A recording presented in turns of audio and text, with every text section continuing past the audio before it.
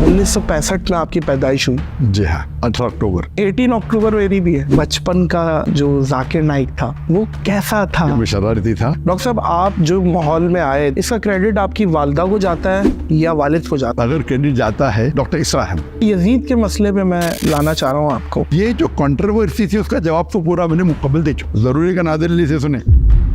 कभी ऐसा कोई सवाल जो आप भी सोचने पे मजबूर हो गए हो कि यार इस बात का क्या जवाब? सबसे पॉपुलर इंसान जिसको मैं डिबेट किया हूँ विलियम कैम्पबेल है। उनने तकरीबन 38 साइंटिफिक एरर्स निकाली कुरान में। इसका जवाब मेरे पास ही नहीं। सबसे टफ आपको या इंटेलिजेंट कौन लगा? वो है शीशी रविशंकर। उस टाइम नंबर 1 पे थे। अब इंडिया जाना आपके लिए पॉसिबल है या नहीं? उनके लिस्ट में तो नंबर 1 टेरर जाकिर नाइक है। वापस जाने के चांसेस तो नहीं है। बड़े तादाद में गैर मुसलमान अगर इस्लाम से मुतासिर होकर इस्लाम कबूल करते हैं तो मैं उनके लिए टेररिस्ट ही बन गया ना। वो बांग्लादेशी बम वाला भी आपकी हाथ से निशान दिया। लेकिन जाकिर नाइक के लेक्चर देख के वो नो टेररिस्ट अटैक। मोदी साहब को कोई मशवरा देंगे? सबसे बड़ा खिलवाड़ उन्होंने किया जो कश्मीर की आज़ादी उसको हटा दिया। दुनिया का सबसे एक्सपेंसिव घर किसका है? मुकेश अंबानी का। उसकी प्रॉपर्टी किसकी है? वक्फ बोर्ड की प्रॉपर्टी। अभी मुसलमान को जागना चाहिए। अगर एक मस्जिद हमारी बाबरी मस्जिद गई, अगर ये अमेंडमेंट बिल पास हो गया तो हजारों मस्जिद जाएंगी। अगर आप नहीं जागेंगे आज, अल्लाह आपको दोषी ठहराएंगे। जब शाहरुख खान आपसे मिलते हैं तो किस चीज पे बात करते हैं? क्या इम्पोर्टेंट है रखना? पाकिस्तान का बात।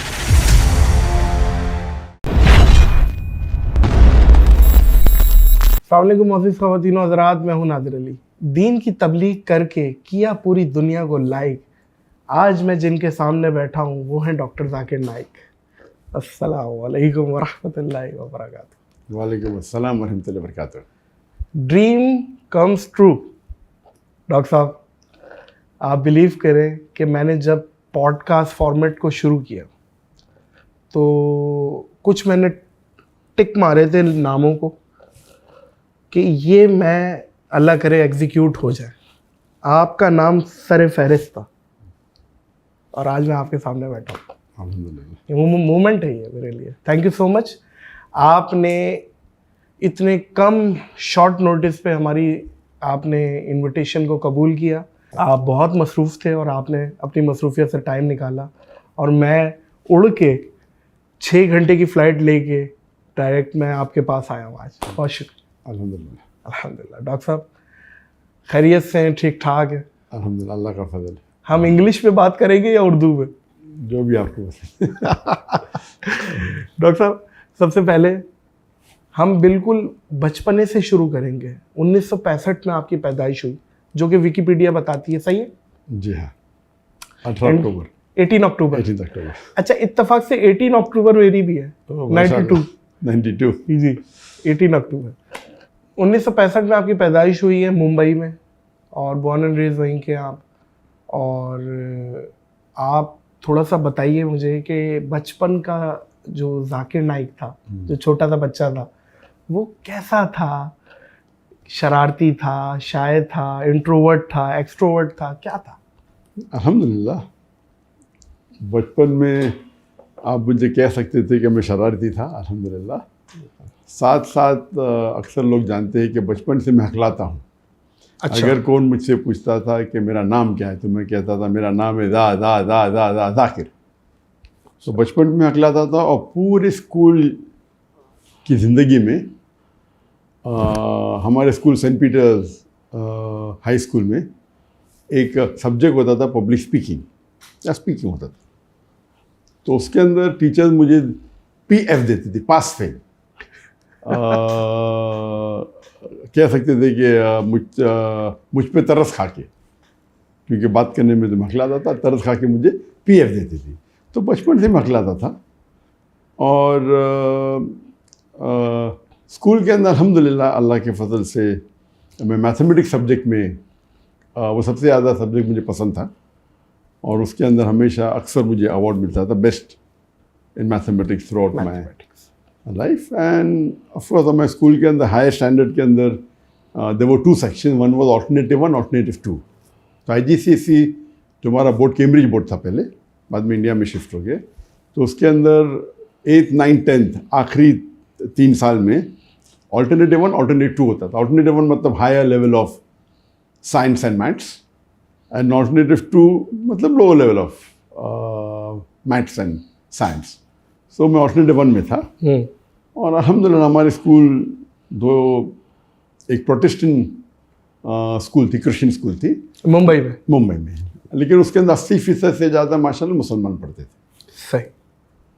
तो हमेशा बचपन में जहाँ तक के स्टडीज़ का सवाल था, अल्लाह के फजल से काफ़ी मैं आगे था, ज़हीन था। लेकिन स्पोर्ट्स में हमेशा, स्पोर्ट्स के अंदर एवरेज था। तो मेरी ख्वाहिश थी कि मैं एक बार रेस जीतना रेस जीतना चाहता था स्कूल के अंदर। राइट। लेकिन अल्लाह की मर्जी थी, स्कूल लाइफ में कभी भी नहीं जीता। लेकिन जब कॉलेज लाइफ में मैं गया, हाँ। तो एक मुसलमान दोस्त ने मैंने ऐसा पूछा कि ये 10 किलोमीटर रेस का हाईएस्ट रिकॉर्ड क्या है? तो हंसने लगा मुझ पे। रिकॉर्ड पूछ रहे, चल के दिखाओ, भागने की बात दूर है। और कौन मुझे जब चैलेंज करता है तो मैं हमेशा चैलेंज एक्सेप्ट करता हूँ, but naturally see in the situation, not any illogical challenge. तो मेरे पास 1 हफ्ता था वो रेस में दौड़ने के लिए। और कॉलेज, ये मेडिकल कॉलेज की बात है, अल्हम्दुलिल्लाह की वजह से 10 किलोमीटर में मुझे गोल्ड मेडल मिला। जी हाँ, 10 किलोमीटर में gold medal. And then I went on the state level. So I was more of a long distance runner in my college days, दूर की दौड़, जिसके अंदर stamina is required, not short distance. My son Fariq is more short distance runner, is a sportsman. तो जहाँ तक कि athletics में था, वो मेरी ख्वाहिश थी स्कूल में, लेकिन अल्लाह ने उसे पूरी किया in the college life. And sports के अंदर of course I used to like football. The sports I never used to like was cricket. I felt cricket was a waste of time. Cricket में तो हमारी India Pakistan में सबसे ज़्यादा जो sports है वो क्रिकेट है। टीवी टूटते हैं। हमारी मैडम एक बात बोलती थी कि क्रिकेट में 2 लोग खेल रहे हैं, बाकी 9 लोग खड़े हुए देख रहे हैं। ये अजीब गेम है, लेकिन बड़ा मशहूर है इंडिया पाकिस्तान में। इंडिया पाकिस्तान में बहुत मशहूर है, लेकिन मेरे लिए से it is a waste of time. उसमें जहाँ तक कि एक्सरसाइज काफ़ी कम है compare to the other sports. Football is good. Football है, वॉलीबॉल हो, बास्केटबॉल हो, सही। उसके अंदर अल्हम्दुलिल्लाह एक्टिविटी। मैं अभी अपनी टीम से बोल रहा था, मैंने कहा माशाल्लाह देखें यार डॉक्टर साहब, दुनिया में भी जन्नत में रह रहे हैं, इंशाल्लाह आखिरत में भी जन्नत। दुनिया में भी इतनी खूबसूरत जगह है कि ग्रीनरी और पुत्रा जाया, इतनी प्यारी जगह है आपने जो चूज़ की है। इंडिया से हिजरत करनी पड़ी। इंडिया याद आता है आपको? India of course. ओवरऑल तो जो अल्लाह ताला ने जो प्लान किया, मकरूम खैर माफिन, अल्लाह सबसे बेहतरीन प्लानर है। तो इंडिया को छोड़ने का अफसोस तो हुआ पहले, फिर हम यहाँ आए, काफ़ी फ़ायदे हुए, काफ़ी ओवरऑल। लेकिन जो मिस करते हम इंडिया में, वो जो दावत हम बड़े खुले मैदान में आम करते थे, 10-10 लाख लोगों का रश। जी हाँ, मुसलमान गैर मुसलमान के साथ। हाँ। और गैर मुस्लिम तकरीबन 25%, 20 से 25% रहते थे। तो अगर मजमा होता था लाख का, तो उसमें से 25%, 25% होते थे, हाँ 25,000 होते थे गैर मुस्लिम। तो मजमा 5 लाख का होता था, बहुत बड़ी बात होते थे। मजमा 1 मिलियन का भी 10 लाख का, तो उसमें से 2.5 लाख पता चला, 2.5 लाख गैर मुस्लिम होते थे। तो वो जो मंजर है, इंडिया के अलावा सिर्फ 2 या 3 मुल्क में और हो सकता है। अच्छा, हो सकता है इंडिया की टक्कर का इतना बड़ा मजमा। कहाँ? एक वो तो पाकिस्तान में, बिल्कुल ठीक है। एक हो सकता है बांग्लादेश में, ठीक है, और एक इंडोनेशिया में। बिल्कुल, तीनों सही नाम लिए। और अभी तक के मैं पाकिस्तान जब गया था, उस टाइम तो मैं तकरीर नहीं करता मुकर्रर थाने में। पहले बार पब्लिक स्पीच जो छोटे लेवल के ऊपर मेरा ऑर्गेनाइज में 1992 में दी थी, पब्लिक में 1994 में दी थी, 1993-94 में। और फिर बांग्लादेश जाने का मेरा प्रोग्राम बना था 2 बार। एक बार जब डॉक्टर शहीद दीदात के साथ, वो मुझे ईयर याद नहीं, लेकिन आप अभी तक बांग्लादेश नहीं गए? अभी तक गया नहीं। अच्छा। तो 88 था या 92 था, ऐसा कुछ। दीदा साहब जाने वाले थे, तो मैंने भी वीज़ा लगा दिया, वीज़ा लग गया, वो ट्रिप कैंसिल हो गया, तो मैं गया नहीं। फिर 2013 की बात है कि मैंने वीज़ा लगाया था रियाद से। फिर वहाँ से इंटेलिजेंस की खबर आई कि मजमा बहुत बड़ा होने वाला है, अभी हालात सही नहीं है, तो आप पोस्टपोन करें तो बेहतर है। तो 2013 में भी वीज़ा लग गया और कैंसिल हो गया। पाकिस्तान का ऐसा सवाल आपने पूछा, पाकिस्तान आए, वो कहते हुए कब आएंगे? एक बार आ चुका। अब कब आएंगे? नेक्स्ट प्लान मेरी हुई थी जब मैं हिजरत किया 2016 में हिजरत किया। यस, मेरा मौका तो हो सकता है कि अभी वो कुछ महीने बाद वापस जाऊं, 1 साल बाद, 2 साल बाद। तो जब 3-4 साल बाद पता लग गया कि अभी जाने के तो चांसेस नहीं है इंडिया, तो मैं डिसाइड किया अभी पाकिस्तान जा सकता हूँ मैं। तो 2020 के स्टार्टिंग में या 2019 के एंडिंग में जब डिसाइड किया कि अभी इंडिया जाने के चांसेस तो बहुत कम है, अभी पाकिस्तान जाने में कोई हर्ज नहीं, पाकिस्तान में तो वेलकम करेंगे, काफ़ी दावत है, काफ़ी लोग जानते हैं। जितने सर एक सवाल बनता है मेरा, जी हाँ, और ये इंडियन ऑडियंस जो संजीदा ऑडियंस है उनसे भी सवाल है कि एक ऐसा शख्स जो कि मैं समझता हूँ कि इस उम्मत में इस टाइम इंटरनेशनली कंपैरेटिवली रिलीजन्स को इतना अच्छा समझते हैं, जो शायद जिसकी मिसाल ना मिलती हो इंडिया में, मतलब मुझे ये समझ नहीं आ रहा कि क्यों नहीं आप जा सकते। आपका घर है, मतलब आप मक्का में हैं और आपको पता चल रहा है कि इंडिया में ये हो गया और आप मक्का से जाते ही नहीं अपने घर और आप मलेशिया शिफ्ट हो जाते हैं। ये थोड़ा सा इस चीज़ को बताएं, ये क्या था? पाकिस्तान आने की मुमानियत नहीं थी। पहले पाकिस्तान आने के लिए पाकिस्तान वीज़ा मिलना मुश्किल है, लेकिन मेरे लिए बहुत आसान था, सब लोग जानते, मेरे वालिद भी जानते। तो पाकिस्तान वीज़ा मिलने तो मेरे लिए तो एक फ़ोन कॉल था, ठीक है।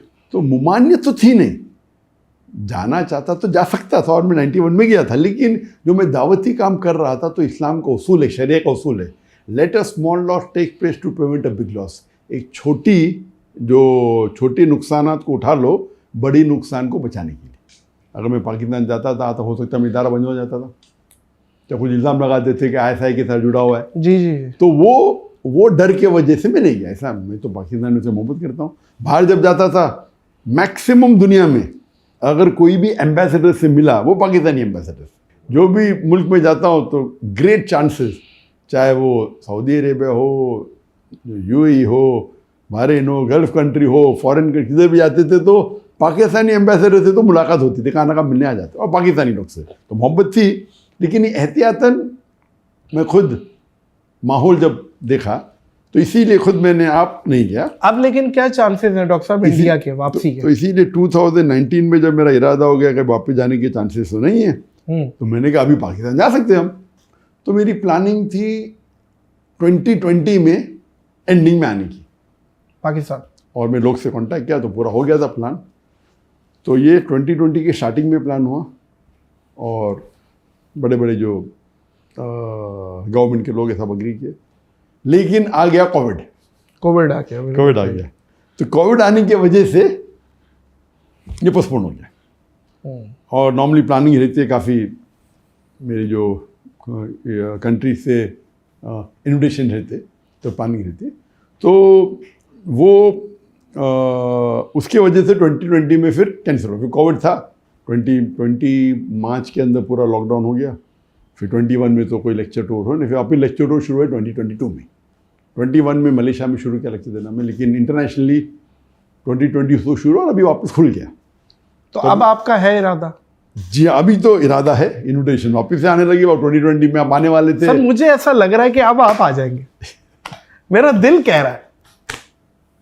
अभी इन्विटेशन हाल में आ गए तो इंशाअल्लाह, लेकिन अभी फिर से वो हालात जो होते पाकिस्तान में, ये प्रोटेस्ट हो रहा है, वो प्रोटेस्ट हो रहा है, तो वो डेट का ज़रा इंशाअल्लाह अल्लाह चाहो तो मैं चाहता हूँ कि इस साल आए इंशाअल्लाह होपफुली। दुआ करिएगा मौजूद ख़वातीन हज़रात, आप लोग भी, कि डॉक्टर साहब पाकिस्तान आए।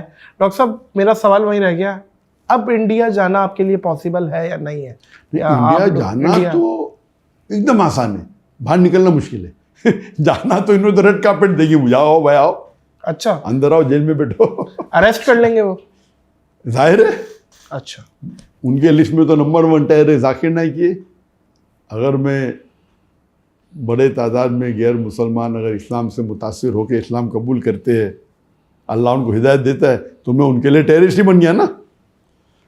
हालांकि काफ़ी इल्ज़ाम लगा, लेकिन अल्लाह की मदद से एक भी इल्ज़ाम साबित नहीं हुआ, माशाल्लाह। जी जी जी।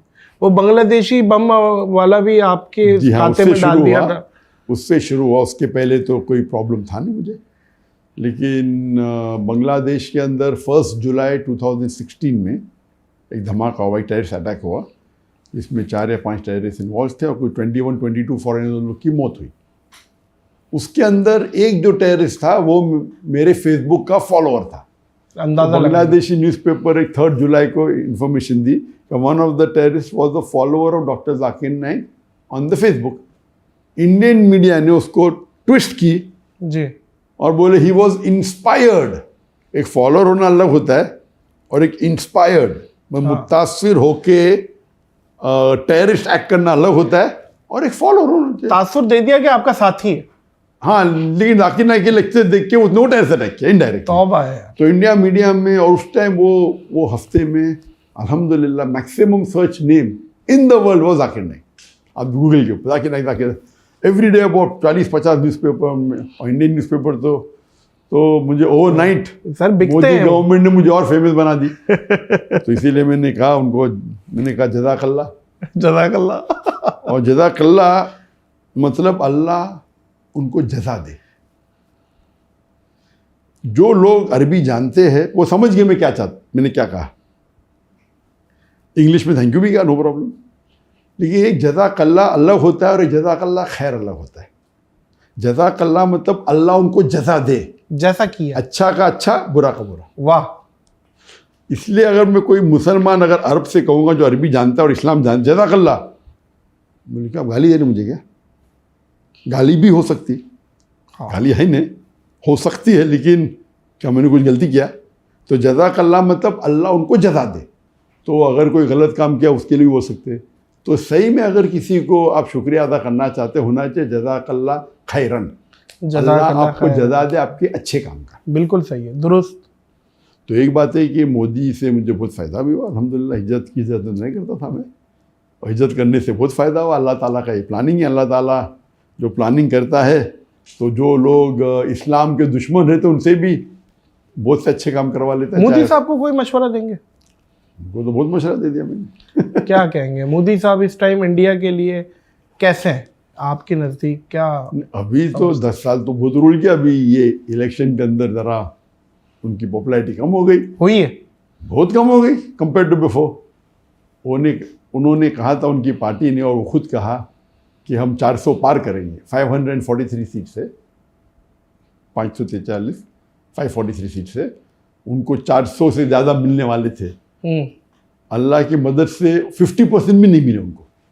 पहले इलेक्शन में 50 से ज़्यादा मिले थे, 52-53% विद कोएलिशन हो गए थे। फर्स्ट इलेक्शन 2014 की बात कर रहा हूँ मैं। डायरेक्ट अल्हम्दुलिल्लाह उनकी पार्टी अकेले 50% क्रॉस की, 54 या 55%, एंड विद कोएलिशन 59 हो गई थी। 2019 में अकेले उनकी पार्टी 58%, 59 हो गई, विद कोएलिशन कुछ 64-65 के ऊपर हो गई। तो इस टाइम बोले अकेले बीजेपी 400 पार मतलब over 2/3 majority alone BJP, not the coalition. तो 50% मिलने के लिए 272 सीट्स थे, 272 उनको मिले, कुछ उससे कम मिले, 250 ऐसे कम मिले उनको। और कोएलिशन के साथ वो 50% क्रॉस कर लिए, तो फिर से प्रधानमंत्री बन गए। लेकिन वो जो उनका रौब था, जो बढ़ते थे और लोगों ने खुदा मानने लगे, वो भी कम हो गया। इसीलिए जब उनके पास एब्सोल्यूट मेजॉरिटी होती और अगर कोएलिशन के साथ 2/3 होती, कुछ भी कर सकते, सही मनमानी कर सकते, कॉन्स्टिट्यूशन से खिलवाड़ कर सकते। और सबसे बड़ा खिलवाड़ उन्होंने किया, वो 370 आर्टिकल को उन्होंने बैन कर दी, निकाल दी, और कश्मीर की आज़ादी उसको हटा दिया।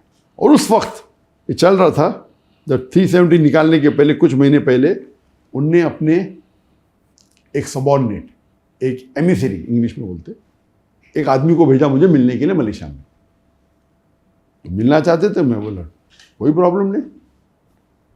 तो हमने एक 5 स्टार होटल में मुलाकात की इधर मलेशिया में, पुत्रजय में। मैंने बोला आपको कौन भेजा है? तो बोला डायरेक्ट मुझे मोदी जी और अमित शाह ने भेजा, प्राइम मिनिस्टर और होम मिनिस्टर ने। ये कभी की बात है 2018, जब ये 370 आर्टिकल निकला कश्मीर का, उसके कुछ महीने पहले। सही। 18 था या 2018 तकरीबन, 19 जो भी था। तो क्या बात हुई इसमें? उनने कहा कि हम आपके हमारे बीच में दरमियान मिसअंडरस्टैंडिंग हटाना चाहते। सही। तो मैंने कहा मेरे हिसाब से अगर मुझे कोई दुनिया में मेरे फैमिली के बाद अच्छी तरीके से जानता है वो आपकी इंटेलिजेंस है। मेरे फैमिली के बाद अगर मुझे कोई एकदम गहराई से जानता है वो आप लोग हैं। मेरी ज़िंदगी तो एक ओपन बुक है, खुली किताब है। वो अलग बात है कि आपको मेरे काम पसंद नहीं आते, लेकिन मैंने कोई भी कॉन्स्टिट्यूशन का एक भी हिस्सा आई have not broken any law of Indian government. वो पैचअप करना चाह रहे थे आप लोग? हाँ बिल्कुल सही। क्यों? तो बात तकरीबन हुई 5-6 घंटे तक। अच्छा। लंच भी किया अपने साथ में। तो बोले नहीं आप इतने मशहूर है, हम आपके साथ होना चाहते हैं, हम चाहते आपको एकदम वापस इंडिया बुलाए, एकदम पूरे विथ फुल। आप इतने मशहूर, आप इतना अच्छा काम कर रहे, आपकी नॉलेज क्या है दिन के बारे में, आप हिंदुज़म की नॉलेज रखते हैं, ब्ला ब्ला ब्ला। तो मैं बोला कहीं वो आप चाहते क्या है? बोले कुछ नहीं, हम चाहते कि ट्रैप तो नहीं था डॉक्टर साहब के आए तो पकड़ लो? अल्लाह वाला। अच्छा। तो मैंने बोला कि आप चाहते क्या है? नहीं हम सिर्फ चाहते हैं कि हमारे ताल्लुकात अच्छे हो जाए। तो मैं उन्हें साफ कहा कि देखो आप अगर मुझसे कुछ काम लेना चाहते हैं, मैं मेरे देश के लिए, मुल्क के लिए काम करने को तैयार हूँ। मेरी 2 शर्तें। एक शर्त है जो आप मुझे कहेंगे वो कुरान और हदीस के खिलाफ नहीं होना चाहिए। नंबर 1 शर्त, अल्लाह और अल्लाह के रसूल टीचिंग के खिलाफ नहीं होना चाहिए। और नंबर 2, मुझे आपके पैसे की ज़रूरत नहीं। अगर ये 2 शर्त पूरी हो जाती, आप जो मुझसे काम लेना चाहते, मैं मेरे मुल्क के लिए हाजिर हूँ। फिर तो उन्होंने बोला वेरी गुड, नो प्रॉब्लम। तो गुफ्तगू हुई, काफ़ी गुफ्तगू हुई। आप चाहते क्या? नहीं कुछ नहीं, हम कोशिश करेंगे अभी आपको वापसी आने के लिए। तो उस वक्त तो कुछ कहा नहीं, लेकिन एकदम पैचअप कर लिया ऐसा कि भाई अभी हम with in couple of months आप वापस से आ सकते। मुझे उम्मीद तो थी नहीं। मैं बोला अगर आप, फिर मुझे कहने लगे वो आदमी शख्स जो आया था उधर से, दिल्ली से, कि हम चाहते हैं कि आप हमारी गवर्नमेंट को सपोर्ट करो कश्मीर इशू पे, कि जो हम 370 आर्टिकल को निकाल रहे वो सही है। तो मैंने कहा ये तो नामुमकिन है, मैं मेरे मुसलमान भाइयों के साथ गद्दारी कर ही नहीं सकता। जो मुसलमान कश्मीर में उनका हक है फ्रीडम, और जो ने मुआहदा किया है उसके तहत रहे तो कोई प्रॉब्लम नहीं। Article 370 the part of the it's a constitution, इसके अंदर दे हैव गॉट फ्रीडम। कुछ चीज़ के अंदर ऑटोनॉमी है, कुछ चीज़ के अंदर वो साथ में इंडियन गवर्नमेंट के है। लेकिन आप अगर कहीं ऑटोनॉमी को निकाल देंगे वो तो जाते हैं उनके ऊपर। इंडिया को इंडिपेंडेंस जब मिला, काफ़ी ऐसे जो पार्ट्स ऑफ इंडिया है जो ऑटोनॉमस, इसमें तो मैं कुछ कर नहीं सकती। तो ये तो कुरान के खिलाफ है, हदीस के खिलाफ है, मेरे मुसलमान भाई के साथ गद्दारी है। उनका रिएक्शन तो नहीं ऐसा मत, वैसा कुछ लिखो, मैं last out of the question. हाँ ये बोल सकता हूँ क्या गलत हो रहा है, ये बोल सकता हूँ क्या गलत हो रहा है, and I am totally against it. ठीक है, उनका स्टाइल था, ये बीजेपी गवर्नमेंट का स्टाइल है कि मुसलमान को अगर जो चाहते हैं अपने काम कराने के लिए, चाहे उलमा हो, चाहे बिजनेसमैन मुसलमान हो, कोई भी हो, या गैर मुस्लिम हो, वो पहले आके प्यार से बात करते, फिर कोशिश करते पैसे दे के खरीदने की। नहीं खरीद जाता धमकी देते अंदर कर लेंगे। ये उनका फॉर्मूला है, प्यार से करके तारीफ करो, हम तुमको फ़ायदा देंगे। नंबर 2 पैसे दे के खरीद। अक्सर ये पहले 2 में अक्सर लोग मान देते। तीसरा है नहीं करेंगे तो हम ईडी की रेट डालेंगे, इनकम टैक्स की रेट डालेंगे। तो मेरे साथ तो सब कुछ कर लिया उन्होंने, मुझे प्रॉब्लम ही नहीं। पुलिस भेजे, ईडी भेजे, ये भेजे, नंबर 1 टेररिस्ट कह दिया। तो मैं थैंक यू बोलता कि लोग मुसलमान में तो काफ़ी लोग, अक्सर लोग जानते थे इंडिया में, गैर मुस्लिम में भी जानते थे। लेकिन मोदी के बाद ये गोदी मीडिया जो है, वो जो मुझे हमेशा मीडिया पे आने की वजह से अभी तो माशाअल्लाह बहुत small percentage non Muslim India में होंगे जो मुझे नहीं जानते। नहीं, मुझे नहीं लगता कि नहीं जानती होगी। बहुत बहुत कम होंगे। तो ये उनकी बदौलत है। और उसके बाद लेकिन जब भी मैं ट्रैवल करता हूँ, चाहे मलेशिया में हो या बाहर हो, गैर मुसलमान अब भी मुझसे मोहब्बत करते हैं। उनका मेन प्रॉब्लम था कि जब मुसलमान में लेक्चर में आते वो अलग बात है, लेकिन मुतासर होके वो इस्लाम की जो गलत फहमी दूर हो जाते और काफ़ी लोग इस्लाम भी कबूल करते। तो उसके वजह से उनका नुकसान हो रहा था, वो हिंदुत्व का जो स्टेटमेंट था ना। और फिर बाद में NEC एक्ट आ गया, वो बिल पास हो गया। वो चाहते थे उसके अंदर भी मैं सपोर्ट करूँ, मैं बोला आउट ऑफ द क्वेश्चन। वाह। तो उस टाइम क्योंकि हम वापस उस पहलू पे आते कि वो मेजॉरिटी में थे तो पास कर सकते थे। करो पार्लियामेंट में जाओ, कोई ऑपोजिशन ले नहीं सकता है, लीडर ऑफ ऑपोजिशन भी नहीं है। इंडियन पार्लियामेंट का रूल है, लीडर ऑफ ऑपोजिशन होने के लिए आपके पार्टी को कम से कम 10% सीट चाहिए। तो 543 में से 55 सीट्स अगर आपकी पार्टी को मिले तो आप लीडर ऑफ ऑपोजिशन बन सकते। 10 साल तक के कोई भी पार्टी को 55 सीट्स भी नहीं मिले तो लीडर ऑफ ऑपोजिशन था ही नहीं। लेकिन ये इलेक्शन में अभी जो कुछ चंद महीने पहले 2024 में ख़त्म हुआ, अल्हम्दुलिल्लाह इसमें कांग्रेस को 99 सीट्स मिल गए और बाकी जो इंडिया का गठबंधन था उन्हें मेजॉरिटी तो नहीं मिला लेकिन क्लोज थे। तो now the opposition is strong. अभी क्या हो गया, अब जो बोले ना उनका तो दबाव और दबदबा मोदी का अभी कम हो गया। अभी ये दो मेजर जो पार्लियामेंट के साथ जो खिलवाड़ किया मुसलमानों के साथ, और जो पार्लियामेंट में जो कॉन्स्टिट्यूशन में चेंज करके जो अमेंडमेंट करके जो मुसलमान पे ज़बरदस्त बहुत सी चीज़ें किए, ये दो मेन थे। अभी थर्ड करने जा रहे थे।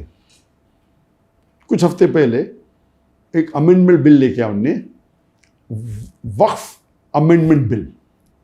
वक्फ तो आप जानते हैं कि एंडोमेंट है, और इंडिया में एक बॉडी जिसके पास सबसे ज़्यादा लैंड है, number 1 is the defence of India, number 2 is Indian railways, number 3 is the Muslim Waqf board. तो मुस्लिम वक्फ की जो जायदाद है, जो प्रॉपर्टी है, वो 9.4 लाख एकड़ है। 9.5 लाख तकरीबन 9.5 लाख एकड़ है, बताइए। અને 41 बिलियन स्क्वायर फीट અને 3,800 स्क्वायर किलोमीटर। कंट्री से ज़्यादा है। हमने छोटे छोटे कंट्री जो बाहर में उससे बड़ी है। जी जी जी जी। तो ये अभी बिल में अमेंडमेंट लेना चाहते हैं। क्या वो बिल के बोर्ड के ऊपर नॉन मुस्लिम को रखेंगे, हम गवर्नमेंट को और पावर देंगे। तो इंडियन कॉन्स्टिट्यूशन में, इंडियन कॉन्स्टिट्यूशन जब पार्टीशन हुआ तो उसको इंडिया को तो डेमोक्रेटिक कंट्री बनाए, लेकिन हमारे जो मुसलमान थे उनने जो मुस्लिम पर्सनल लॉ बोर्ड कायम किया, ये एक फिनोमिनल है। तो इसलिए कोई भी गैर मुस्लिम कंट्री दुनिया की है, India is one of the best और दी बेस्ट गुड से, क्योंकि मुस्लिम पर्सनल लॉ बोर्ड है। वक्फ की प्रॉपर्टी जो है, जो मुसलमान ने ड्राफ्ट किए कॉन्स्टिट्यूशन में, ये वक्फ के जो पॉइंट्स है is better then many of the Muslim countries. Muslim country के जो वक्फ के पॉइंट्स है वो इंडियन वक्फ बोर्ड और पावरफुल है। इतना महफूज किया गया है ताकि जो हमारे दादा बाप दादा परदादा थे, जो डिकेड और सालों पहले, 100 साल 150 साल पहले या जो वक्फ किया, उसको सिक्योर किए थे। अब ये मोदी गवर्नमेंट उसको हड़प करना चाहता है। थर्ड लार्जेस्ट प्राइवेट है ये वक्फ जो है, इट्स नॉट पब्लिक। और बाकी तो गवर्नमेंट की है ना, डिफेंस एंड रेलवे, ये तो प्राइवेट है मुसलमान की, यानी अल्लाह के लिए वक्फ किया गया है। It should benefit only the Muslims. तो उसके अंदर वो अमेंडमेंट लेना चाहते हैं, अपने पास रखना। ठीक है, थोड़े मुसलमानों ने गलती की। मुसलमान जो मुतवली है अब पैसा खाए और फ़ायदा लिए, तो फ़ायदा लेने से वक्फ बोर्ड का नुकसान हो रहा है। तो उस आड़ में उसको एक्सक्यूज बना के बोलते हैं हम अमेंडमेंट करना चाहते हैं। अमेंड करे तो ये पूरा हड़प कर सकते हैं। आप समझे ना। तो कुछ मुसलमान गलत है, जो मुतवली है अपने फ़ायदे के लिए रिश्वत लेते, कम भाव के ऊपर ज़मीन दे देते ऑन रेंट, और कई बार गवर्नमेंट चीप रेंट पे ले देती।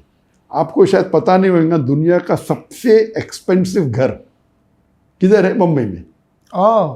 कौन किसका है? मुकेश अंबानी का। अच्छा। वो $2 बिलियन होते, कोई बोलता है 1, कौन बोलता है 1.5, $2 बिलियन। मुकेश अंबानी का। मुकेश अंबानी का। बताइए। दुनिया में सबसे एक्सपेंसिव हाउस जो 27 माले की बिल्डिंग है एंटेलर, उसके ऊपर 3 हेलीपैड है, दुनिया का सबसे एक्सपेंसिव हाउस, उसकी प्रॉपर्टी किसकी है? वक्फ बोर्ड की प्रॉपर्टी। अच्छा, ये मुस्लिम वक्फ थी, लेकिन वक्फ की? कोई मुसलमान ने गड़बड़ किया आएगा, रिश्वत है क्या, मुझे पता नहीं डिटेल्स उसके ऊपर कोर्ट केस हुआ था। कोर्ट केस होने की वजह से महीनों तक या कई साल तक के वो अपने घर में एंटर भी नहीं कर सके, लेकिन अभी वो क्लियर हो गया। अच्छा, आई मस्ट से कि शायद ये जो हिंदू हमारे भाई देख रहे होंगे वो शायद डिसएग्री करें इस बात से, ऐसा नहीं है। और नहीं, काफी फेमस ये केस हो गया था। हाँ, वो अलग बात है कि उसके अंदर मुसलमान की गलती तो होगी, उनने कैसा उनको दिया? वक्फ प्रॉपर्टी तो बेच नहीं सकते, वक्फ है ना। हाँ, वक्फ प्रॉपर्टी आप रेंट कर सकते, ये कर सकते। तो इसीलिए मैं कहता हूँ कि कुछ मुसलमान अपने फ़ायदे के लिए कुछ ना कुछ गलत कर देंगे, तो उसको इम्प्रूव करने के लिए आप लॉ में तब्दीली ला सकते। इतनी तब्दीली मत लाओ कि आप पूरा हड़प कर सके। तो उनमें बोला अच्छा हम वापिस से चेक करेंगे, वक्फ प्रॉपर्टी कहने हम गैर मुस्लिम को बनाएंगे, उसके कमेटी में गैर मुस्लिम कैसे कमेटी में आ सकता है? फिर कहने लगा कुछ प्रॉब्लम हुआ तो डीएम में वो डिस्ट्रिक्ट मजिस्ट्रेट कर सकता है। वो डिस्ट्रिक्ट मजिस्ट्रेट तो वो तो पूरा पॉलिटिकल अपॉइंटेड है। उसका मतलब ये अगर अमेंडमेंट बिल आ गया तो गवर्नमेंट चाहे तो आराम से प्रॉपर्टी हड़प कर सकती। सही है। तो ये मैंने चंद रोज पहले कहा। मेरा जो लास्ट सैटरडे हुआ था, हाँ, अभी क्या है, थर्सडे, तो 4 या 5 दिन पहले मैंने मेरे लाइव Q&A में कहा आज डॉक्टर जाकिर में। तो अभी इंडिया मीडिया में ऑफिस से आ गया, डॉक्टर जाकिर नाइक भड़कीले बयान दे रहा है, मुसलमान को भड़का रहा है इंडियन गवर्नमेंट के खिलाफ। शुरू हो गया। नहीं, वो डॉक्टर साहब जवाब नहीं मिला मुझे कि जब आपने उनको जवाब दे दिया जो इंडियन ऑफिशियल्स आए थे, तो उनका क्या रिएक्शन था? वो फिर उठ के चले गए? नहीं, उस टाइम तो बाद में मेरे कांटेक्ट में थे ना। उधर गए तो एकदम अच्छे से गए, अभी आप अभी ग्रीन सिग्नल दे दे, आप वापस से इंडिया आ सकते। हाँ, मुझे तो उम्मीद थी नहीं, लेकिन मैं मेरे मुल्क के लिए जो भी जायज़ है, India is a great country. Yes, Modi ने अगर कुछ प्रॉब्लम किया तो उनसे इख्तलाफ हो सकता है, जगह से नहीं है। India in terms of amongst the non-Muslim countries in the world, one of the best. अच्छा, non-Muslim country, मुझसे मुस्लिम कंट्री से भी अच्छा है, सही। अल्हम्दुलिल्लाह। वो एक अलग सब्जेक्ट है। अब इंडिया आप नहीं जाएंगे? न अल्लाह चाहा तो क्यों नहीं, अगर अभी मोदी नहीं रहा और जो नेक्स्ट गवर्नमेंट अगर जस्ट रहेंगी तो जरूर जाऊंगा मैं। क्योंकि अभी तक के I have not been convicted. जब इंडियन गवर्नमेंट ने फाइल की मेरे खिलाफ कोर्ट के अंदर, मेरी पूरी प्रॉपर्टी को जब्त कर लिया, तो हमने उनको कोर्ट के अंदर उसके अगेंस्ट पिटीशन फाइल की। तो उसका जज जो था, द चीफ जज ऑफ द ईडी कोर्ट, उसका नाम था मनमोहन सिंह, वो सिख था। तो उनने जब इल्ज़ाम लगाया था कि टेररिस्ट है, टेररिस्ट बयान देता है, लोग को बोलता है, भड़काले बयान देता है और टेररिज्म फैलाता है, तो वो जज ने कहा कि आपको शायद पता नहीं, मैंने सैकड़ों जाकिर नाइक के लेक्चर देख चुका हूँ। आप मुझे एक लेक्चर बताओ उनका, डॉक्टर जाकिर नाइक का, इन कॉन्टेक्स्ट उनने टेररिज्म को प्रमोट किया है, और मैं उनके पूरे प्रॉपर्टी के ऊपर जब्त लगाने का ऑर्डर दे दूंगा। सही, सिर्फ एक। हाँ, नहीं, लॉयर चुप हो गया। तो उनने कहा कि आपने डॉक्टर जाकिर नाइक के बयान देखे? तो लॉयर बोला नहीं देखा मैंने। तो आपने जब सुने ने उन पे इल्ज़ाम लगा रहे, कम से कम सुनो तो सही। तो हिस्टोरिकल जजमेंट था, तो उसके ऊपर स्टे आ गया। बस स्टे आने की वजह से हम उनको बेच नहीं सकते, प्रॉपर्टी को रेंट नहीं कर सकते। लेकिन उसके बाद आपको पता है, अगर कोई जज, उस टाइम मोदी का काफ़ी पावर, अभी भी है, जुडिशरी है, नहीं जरा ज़्यादा, तो जुडिशरी भी डरने लगी। आपने बयान उनके, अगर आपने फैसला उनके हिसाब से नहीं किया, आपको ट्रांसफर कर लेते उनके हाथ में। तो इंटरफेरेंस बहुत था, ये अभी कम हो गया। तो ये जो आप बोल रहे मोदी का जो पावर है अभी, ये अमेंडमेंट बिल क्या हो गया, जब उनने टेबल किया, ऑपोजिशन ने ऑब्जेक्शन लिया, तो parliament had to put it to a judiciary parliament. आप समझे ना? और बोले जिसको ऑब्जेक्शन है 13 सितंबर इज डेडलाइन, 13 सितंबर तक के जो मुसलमान को बिल पे ऑब्जेक्शन करो, तो ये जुडिशरी पैनल हो गया। तो मैंने मेरे बयान में क्या और एक पोस्ट किया, क्या अभी मुसलमान को जागना चाहिए। अगर एक मस्जिद हमारी बाबरी मस्जिद गई तो इतना हल्ला गुल्ला हुआ, ठीक है, हाथ से निकल गई। अगर ये अमेंडमेंट बिल पास हो गया तो हज़ारों मस्जिद जाएंगी, क्योंकि ये वक्फ प्रॉपर्टी, जैसा मैंने कहा, 3800 स्क्वायर किलोमीटर से ज़्यादा है। इट इज़ 9.5 लाख तकरीबन एकड़ लैंड है। इसके अंदर हज़ारों मस्जिदें, लाखों होंगी, हज़ारों कब्रिस्तान है, मदरसा है, प्रॉपर्टीज़ है, आराम से हाथ से जा सकती है, कुछ नहीं कर सकते। तो मैंने कहा मुसलमानों से, अगर आप नहीं जागेंगे आज, अल्लाह आपको दोषी ठहराएगा, आपको और हमको। बेशक बेशक, ये हमारा फ़र्ज़ है। अगर हमारे बाप दादा ने, परदादा ने वक्फ किया है तो हमारे बेहतरी के लिए, और हम सो रहे हैं, हम इसके रिस्पॉन्सिबल है। तो मैंने कहा आप जाके ऑब्जेक्शन रेज करो। और अगर 2.5% मुसलमान भी, हमारी आबादी 210 मिलियन है, 210 मिलियन है, 21 crore according to PW report and Indian report, अगर 2.5% भी, अगर 50 लाख भी ऑब्जेक्शन किए, 2.5% सिर्फ, तो ये बिल रुक जाएगा। तो क्योंकि मैं मुसलमानों को कह रहा था ऑब्जेक्शन लो, तो ये गोदी मीडिया को आप देखेंगे अभी शुरू हो गया। मैं कल परसों देख रहा था, oh doctor Zakir Naik is inciting hate. What inciting hate? मैं हक मान रहे हमारा। If I am trying to guide the Muslim brothers and sisters कि आप ये बिल को रिजेक्ट करो, तो ये अमेंडमेंट बिल रुक जाएंगी और मुसलमान का फायदा होगा। डॉक्टर साहब, आप जो माहौल में आए, दीनी माहौल में, इसका क्रेडिट आपकी वालदा को जाता है या वालिद को जाता है, किसको जाता है? वहाँ से वो लोग भी माहौल में थे या आप निकले हैं घर से और आपने एक लेगेसी कंटिन्यू की है? ये क्या हुआ बताइए। जहाँ तक कि घर का माहौल था, अल्हम्दुलिल्लाह घर का माहौल काफ़ी इस्लामिक था, लेकिन वालिदैन ने कभी भी हमें फोर्स नहीं किया, कभी भी फोर्स नहीं किया कि नमाज पढ़ो। कहते थे, लेकिन कभी ज़बरदस्ती नहीं की। ठीक है। तो हम जब मैं स्कूल में था, तो बचपन से याद है मुझे कि मैं नर्सरी के अंदर या जूनियर KG में रोज़ा रखा है, लेकिन पूरा महीना मैंने पूरा किया सेकेंड स्टैंडर्ड में, एट द एज ऑफ 7। तो 7 साल की उम्र में सबसे पहली बार मैंने पूरा रमज़ान रोज़ा रखा। उसके पहले एट द एज ऑफ 4 या 5 मैंने 5-10 साल रखा होगा। और जहाँ तक कि नमाज़ पढ़ने का सवाल है, तो मैं मेरे वालिदैन को देखता था, तो मैं नमाज़ पढ़ता था, कभी दिन में 2 बार, कभी दिन में 3 बार, कभी दिन में 4 बार, लेकिन कभी वालिदैन ने ज़बरदस्ती नहीं करी, लेकिन लोग पढ़ते तो मैं भी पढ़ता था। स्टैंडर्ड 7 या 8 के अंदर है, जब मेरे वालिदैन की एक सहेली थी जिसने मुझे कहा कि बेटा, आप जब नमाज़ पढ़ते तो 5 टाइम पढ़ते? मैं कभी कभी पढ़ता हूँ, कभी 3 बार, कभी 4 बार, कभी 5 बार। तो उनने कहा कि आप जब नमाज़ पढ़ेंगे, तो अगर आपने नमाज़ पढ़ी असर की, तो अल्लाह से दुआ करो कि आपकी मगरिब मिस ना हो। जब मगरिब की नमाज़ पढ़ेंगे, तो नमाज के बाद दुआ करो कि ईशा मिस ना हो। ईशा की जब नमाज़ पढ़ेंगे, दुआ करो कि फ़जर मिस ना हो, और फजर के बाद दुआ करो कि ज़ोहर मिस ना हो, ज़ोहर के बाद असर मिस ना हो।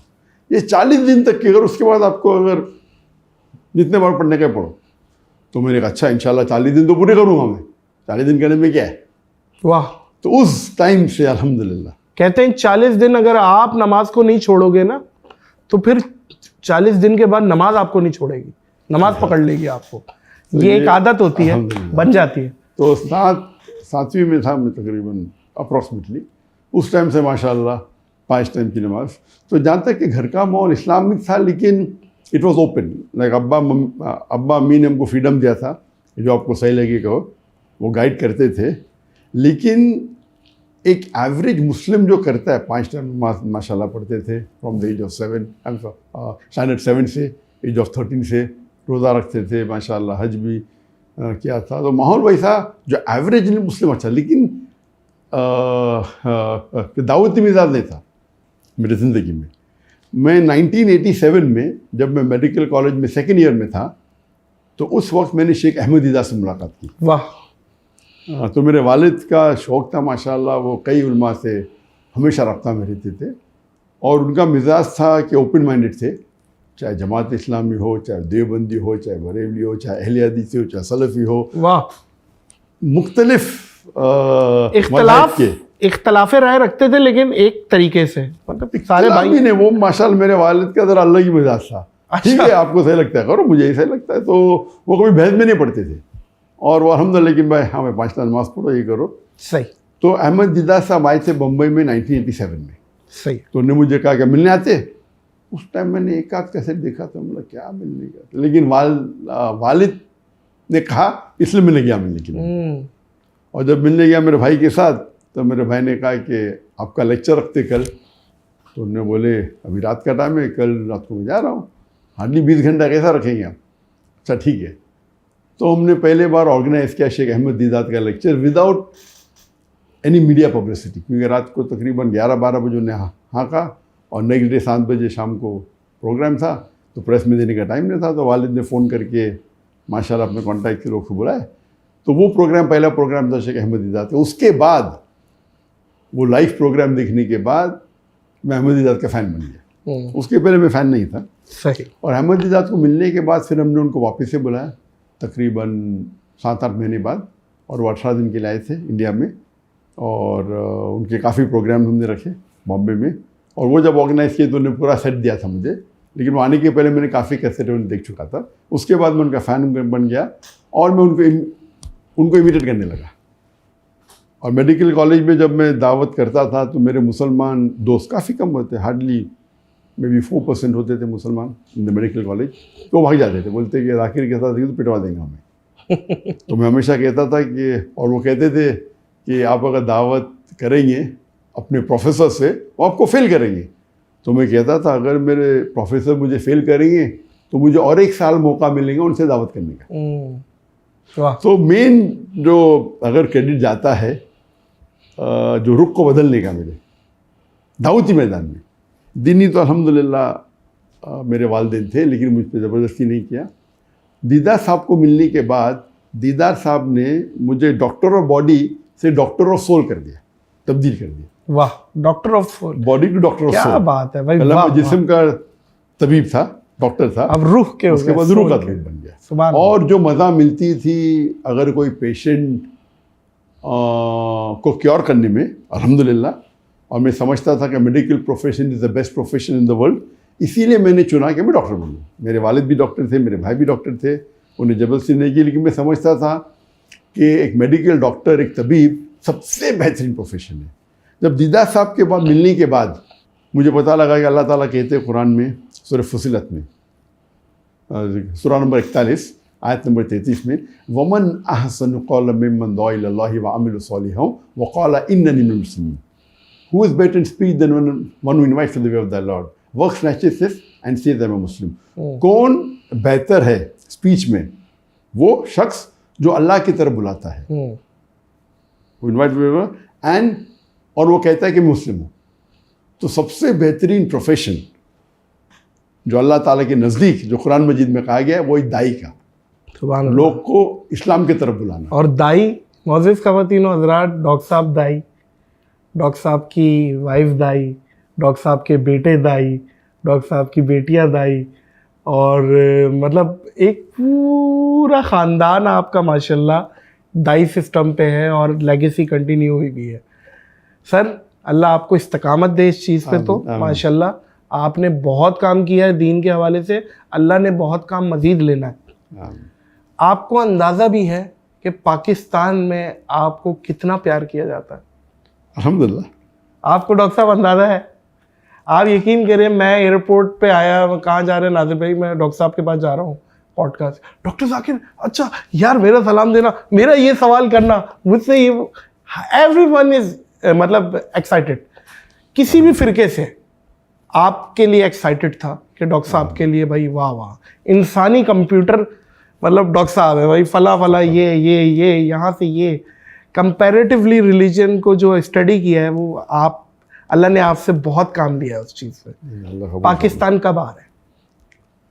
इंशाल्लाह पाकिस्तान में ज़िंदगी में एक बार आया था 1991 में, जब मैं दावती मैदान में ख़त्म रखा था, लेकिन इतना फेमस नहीं था। जब दीदार साहब से मुलाकात हुई थी 1987 में, वो 88 में लेक्चर किए। तो दीदार साहब के बाद में मुतासर हुआ डॉक्टर इसरार अहमद। तो पाकिस्तान का मेन मकसद था डॉक्टर इसरार अहमद से मिलने का। तो दीदार साहब से जब मुतासर हुआ तो मैं कसर देखने लगा, उनके वजह से बाकी मौलाना, बाकी मुकर्रर की तकरीर देखने लगा। तो उर्दू में जो सबसे ज़्यादा मुतासर हुआ वो थे डॉक्टर इसरार अहमद। तो दीदार साहब अंग्रेज़ी में थे और डॉक्टर इसरार अहमद, तो अल्लाह उनकी मग़फ़िरत करे, क्या अल्लाह फिरदौस आमीन सुबह। तो 1991 में मैं पहली बार आया था, उस टाइम में तकरीर नहीं करता था। अच्छा, उस वक्त आप मेडिकल में जस्ट पास कर चुका था, इंटर्नशिप कर रहा था, और हमारी फाउंडेशन इस्लामिक रिसर्च फाउंडेशन को कायम की थी हमने। मशहूर भी नहीं हुए थे मतलब आप? नहीं, सही। लोग जानते नहीं थे। तो डॉक्टर साहब भी मेरा ख्याल है इतना ज्यादा आपको एक नहीं लेकिन डॉक्टर साहब से क्योंकि मैं कहा था मैं आने वाला हूँ तो कौन शख्स से ये मिलना चाहते, फिर मैंने कहा कि मेरा एक जुनून है कि जितने भी इस्लामिक कैसेट्स थे उन्हें इकट्ठा करें और दुनिया की सबसे बड़ी लाइब्रेरी बनाए। सही। तो मैंने कहा उनको कि जितने भी आपकी सब कैसेट्स हो ऑन द स्पॉट है ही नहीं, हम तो कुछ लोग जो मांगते थोड़े मौजूद है लेकिन उनके सैकड़ों वीडियो कैसेट्स थे। तो मैंने बोला मैं ऑर्डर देना चाहता हूँ और अच्छी उम्दा जापानीज़ वीडियो कैसेट VHS चलते थे उस टाइम, उन पे आप रिकॉर्डिंग करो। तो उन्होंने बोला अभी तक मेरी ज़िंदगी में कोई भी शख्स ने ये नहीं कहा कि मुझे सब कैसेट चाहिए। तो मैंने कहा जितने शिकागो में आपके कैसेट सब मैं कलेक्ट कर चुका हूँ, कराची आपके सेंटर में से ले चुका हूँ, अभी आपके लाहौर ब्रांच में से सब लेना चाहता हूँ। तो और डॉक्टर साहब से काफ़ी मुतासिर था। तो जब मैंने कहा उनसे कि आपका क्या मकसद है आने का, मैं बोला आपसे मिलने का मकसद था और यहाँ इस्लामिक इदारे देखना चाहता हूँ। और वो बड़ा शौक़ था कि वर्ल्ड वाइड जितने इस्लामिक इदारे हैं, जितने स्कॉलर्स हैं, जितने दाईद है, जितने मुबल्लिग है, उनसे मिल के गुफ्तगू करना और इल्म हासिल करना। तो उन्होंने कहा पाकिस्तान में आपको इस्लामिक इदारे तो बहुत मिल जाएंगे लेकिन इस्लाम नहीं मिलेगा। और आप उनके तकरीर सुनेंगे तो पता हो कितने नाराज़ थे कि मुसलमान दीन से क्यों दूर है, मुसलमान कुरान से क्यों दीन है सर। बहुत। और उनने जो एक गाइडेंस मुझे दिया कि उन्होंने कहा कि दाई को हमेशा अपनी जो ज़रूरत है उसे कम करना चाहिए, एकदम कम। वाह वाह। ज़रूरत कम करो ताकि आपको ज़िंदगी बसर करने के लिए आसानी मोहताज ना हो। और अगर आपको कोई चीज़ कहने का इस्लाम के बारे में डंके के चोट पे कह सकते हैं, आपको किसको ख्वाहिश को पूरी करना, किसको फ्लैटर करने की ज़रूरत नहीं। बिल्कुल सही है। और ये जो उनने ज़ोहद का कायम एडवाइस दिए और अल्लाह के फजल से अल्हम्दुलिल्लाह अल्लाह ने काफ़ी नवाजा है। तो इन टर्म्स ऑफ फाइनेंस कभी तकलीफ नहीं। जैसे आप कह रहे थे कि मेरे वालिदैन ने, जब मैंने कहा उनको कि क्या मुझे दाई बनने का है, तो वालिदैन ने बोला नो प्रॉब्लम। तो मैंने कहा अभी मैं मेडिकल कॉलेज में हूँ, मैं करने वाला हूँ PG, तो 2 घंटा मैं करूँगा हफ्ते में, नो प्रॉब्लम। फिर मैं बोला दिन में 2 घंटा करने का, उन्हें बोले नो प्रॉब्लम। फिर बोला 50-50 दावा, 50% मेडिकल प्रैक्टिस, बोले नो प्रॉब्लम। वालिद साहब क्या करते थे? वालिद साहब भी डॉक्टर थे। अच्छा, वो भी डॉक्टर थे? वालिद साहब साइकियाट्रिस्ट थे, माशाअल्लाह उनको ज़्यादा खैर दे। तो फिर मैंने कहा कि हम 50-50, बोले नो प्रॉब्लम। फिर बोले 2 घंटा मेडिकल प्रैक्टिस करूँगा, बाकी दावा करूँगा, बोले नो प्रॉब्लम। और ये सब ऐसा नहीं कि 2-2 साल के बाद हुआ, 2-2, 3-3 महीने बाद। तो 1.5-2 साल में मैंने कहा वालिदैन से कि मुझे 100% दावा करने का, बोले नो प्रॉब्लम। तो पूरा सपोर्ट था उनके पास, उनका सपोर्ट था। तो मुझे कोई, जहाँ तक कि मेरी फाइनेंस का प्रॉब्लम ही नहीं था। जब मैं डॉक्टर ईसा अहमद साहब से मिला तो उन्होंने क्या, अपनी ज़रूरत को आप कम करो। और ये मैं पहले बोल चुका आपको, लेकिन उन्होंने कहा कि आपको दोनों में से चुनना पड़ेगा, दुनिया या दीन। नहीं, इधर मेडिकल, अगर आपको माहिर बनने का है, हाँ। इधर मेडिकल डॉक्टर या दाई। इस्लाम में तो दीन और दुनिया दोनों हैं, एक वाहिद मजहब है जिसमें दोनों इंपॉर्टेंट। वाह वाह वाह। लेकिन अगर आपको स्पेशलिस्ट बनने का है, उनने कहा कि मैं 7 साल कोशिश किया, मेडिकल डॉक्टर था और दावत भी करता था, अगर एक फील्ड में माहिर बनने का, दोनों में से एक चुनो। तो वो मेरा एक मकसद था। जब मैं वापस गया उस टाइम मैंने वाले से कहा तो मुझे 50-50 करने का है, फिर मैंने फुल कहा। तो ये जो मेरा पीरियड था आफ्टर पासिंग में MBBS, और ये तकरीबन 1 से 1.5-2 साल था जब मैं करने वाला था पोस्ट ग्रेजुएशन, फिर मैं ड्रॉप कर दिया। तो डॉक्टर साहब का, डॉक्टर ईसा अहमद साहब का काफ़ी बड़ा हाथ था इसमें। क्या मैंने मेरे मेडिकल प्रोफेशन को मैं भी जल्दी ही छोड़ा, हो सकता था कि और मैं टेस्ट करता था। और वालिदैन की तरफ से पूरा सपोर्ट था, वालिदैन की तरफ से, भाई की तरफ से, बहन की तरफ से, फैमिली की तरफ से, कि आप अपनी फ़िक्र मत करो, आपकी लिविंग का फ़िक्र मत करो, आप फुल टाइम दाई बनो, हम आपको सपोर्ट करेंगे। डॉक्टर इसरार के बाद, उस मुलाकात के बाद उनसे मुलाकात नहीं हुई? जब आप माशाल्लाह फेम पा लिया आपने, इतने बड़े पब्लिक फिगर। 91 में मुलाकात हुई थी, उनके बाद हमेशा टच में थे। और फिर हमने उन्हें 2004 में, ईयर बराबर आई थिंक 2004 के करीब है, हमने उनको इनवाइट किया था। इंडिया में आए थे, इंडिया में इनवाइट किया हमने 2004 में, और वो आए थे। और हमने माशाल्लाह उस टाइम हमारा लेवल ज़रा कुछ दूसरा था।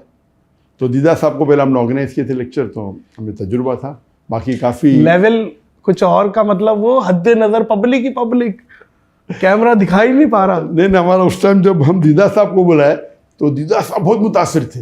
दीदा साहब ने सिर्फ एक चीज़ कहा देखो बेटा मुझे अच्छा माइक्रोफोन चाहिए। अच्छा माइक्रोफोन चाहिए। तो हमने लिखा है और बहुत खुश हो गए। अभी हम सोचते हमने क्या बकवास माइक्रोफोन चाहिए निजात को दिया। तो लेवल की बात होती है। वो तो बहुत खुश थे। फिर हम डॉक्टर इस्लाम साहब को बुलाए और डॉक्टर इस्लाम का प्रोग्राम बहुत बड़े लेवल पे किए। वो तो बहुत खुश थे। बोले इतने लेक्चर टूर किया दुनिया भर में, इतना अच्छा मेरे ज़िंदगी में नहीं हुआ। सुभान अल्लाह। वो कभी थी 2004 टाइम हमारा लेवल मेरे हिसाब से। अभी बोलता उस टाइम हम बहुत खुश थे। उनने कहा कि मैं 10 दिन एक ही वेन्यू पे लेक्चर। बोला डॉक्टर साहब बम्बई इतना बड़ा है, एक लेक्चर यहाँ दो यहाँ दो। नहीं, मेरा मकसद है एक पे दो। मैंने पब्लिक 10 दिन तक कैसे आएंगी। और माशाल्लाह वो मशहूर थे, दीदा साहब के लिए तो पब्लिक थी। तो हमने उस टाइम बड़े एक मैदान में की जिसकी कैपेसिटी 10,000 थी। और माशाल्लाह पूरे 10 दिन माशाल्लाह पब्लिक थी। और रिकॉर्डिंग हमने किया था। हमने स्टेज के लिए हमने पैसा खर्चा किया और डॉक्टर साहब तो एकदम इतना पैसा खर्चा किया, इतना लेवल का किया। और हम भी खुश थे। अभी सोचते इतने बड़े शख्स के लिए हमने इतना कम खर्चा किया। हाय हाय हाय, वाह। लेवल की बात है। क्या बात है। तो हमें पता है कि हम तो दीदा साहब के लिए हमने बाहर से VHS पे रिकॉर्डिंग किए थे। उस टाइम बहुत खुश थे क्योंकि उस टाइम हमारा बेस्ट था। तो अल्लाह ताला ये देखते हैं कि आप मेहनत कितनी करते हैं। उस टाइम हमारी मेहनत टॉप, नियत कुछ छोड़े नहीं हमने। और जब इस्लाम में साहब 10 दिन की एकदम स्टेज बनाए, स्टेज के ऊपर सिर्फ स्टेज को सेटिंग करने के लाख रुपया खर्चा किए उस वक्त। तो उस टाइम तो हमारा और IRF वगैरह इदारा बन चुका था, बन चुका था। और पीस टीवी बन चुका था 1991 में जब मैं उन्हें मिलने गया था। ठीक है। और दीदा साहब को मिले 1987 में। इस्लामिक रिसर्च फाउंडेशन लॉन्च हुआ 1990 में, रजिस्टर हुआ और 1991 में इनॉग्रेट। उसके बाद में डॉक्टर इसा साहब को मिलने गया। सही तो बन चुका था। और पीस टीवी 2006 में। तो दीदा पिछले जब हमारी मुलाकात हुई थी उस टाइम पीस टीवी कायम नहीं हुआ था। तो जब डॉक्टर इस्लाम साहब आए थे इंडिया में 2004 में, पीस टीवी ने नेशनल लेवल फर्क था। हाँ समझे ना। सही। तो अगर टेलीविजन को हटा देंगे तो लेवल बहुत अच्छा था। एक वन ऑन वन। ठीक है। लेकिन जब पीस टीवी आने के बाद पीस टीवी की जो तरक्की में अल्लाह ताला की मदद थी, वो लेवल कुछ और हो गया। फिर वो अलग लेवल था। लेकिन उस टाइम हमने प्रोग्राम किए तो उस टाइम 10,000 पब्लिक 10 दिन के लिए, तो रिकॉर्ड हमारे रिकॉर्ड था और डॉक्टर इस्लाम साहब के लिए भी रिकॉर्ड था। बेशक। ऑफकोर्स उनको बुलाए तो काफ़ी इंडियन गवर्नमेंट में, बिकॉज पाकिस्तानी थी तो काफ़ी कंप्लेन हुए। फिर कुछ शख्स ने जो उनके गौर फिक्र के ख़िलाफ़ थे, कंप्लेन भी की पुलिस में। अल्हम्दुलिल्लाह अल्लाह की मदद थी, वो सॉल्व हो गया। और उनका दौरा काफ़ी तकरीबन 1 महीने तक तकरीबन यहाँ से फिर बैंगलोर गए, काफ़ी जगह खुश गए अल्हम्दुलिल्लाह। फिर हमने वीडियो रिकॉर्डिंग किया और वो उसके बाद फिर हम उनको दिखाने लगे हमारे केबल टीवी के ऊपर। केबल टीवी तो पहले से दिखाते थे। और फिर पीस टीवी कायम हुआ 2005 में हम छूटे। इसलिए डॉक्टर इस्लाम साहब 2002-3 या 2004 में, एग्जैक्ट डेट पत्र 2003 या 2004 में आए थे। फिर पीस टीवी कायम करने का इरादा हुआ मेरा 2005 में। उसके पहले ज़रा मैं जवाब दे दूँ, आपने कहा पाकिस्तान गई क्या नहीं। तो पाकिस्तान 1991 में सबसे पहली बार आया। उसके बाद आने के बाद इतनी इंक्वायरी हुई मेरी, क्यों गए थे क्या, उस टाइम में कुछ जानता भी नहीं था मुझे। अच्छा। पाकिस्तान गए, क्यों गए, किससे मिले, क्यों मिले। अल्हम्दुलिल्लाह कोई प्रॉब्लम हुआ नहीं।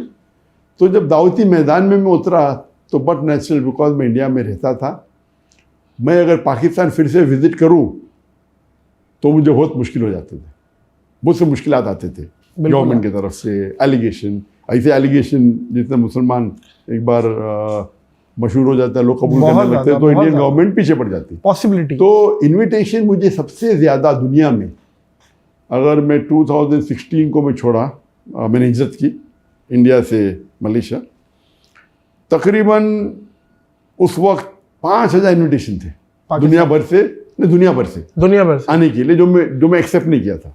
एक्सेप्ट क्या अलग बात है, पेंडिंग। उसमें से तकरीबन 500 सिर्फ पाकिस्तान से थे, 500।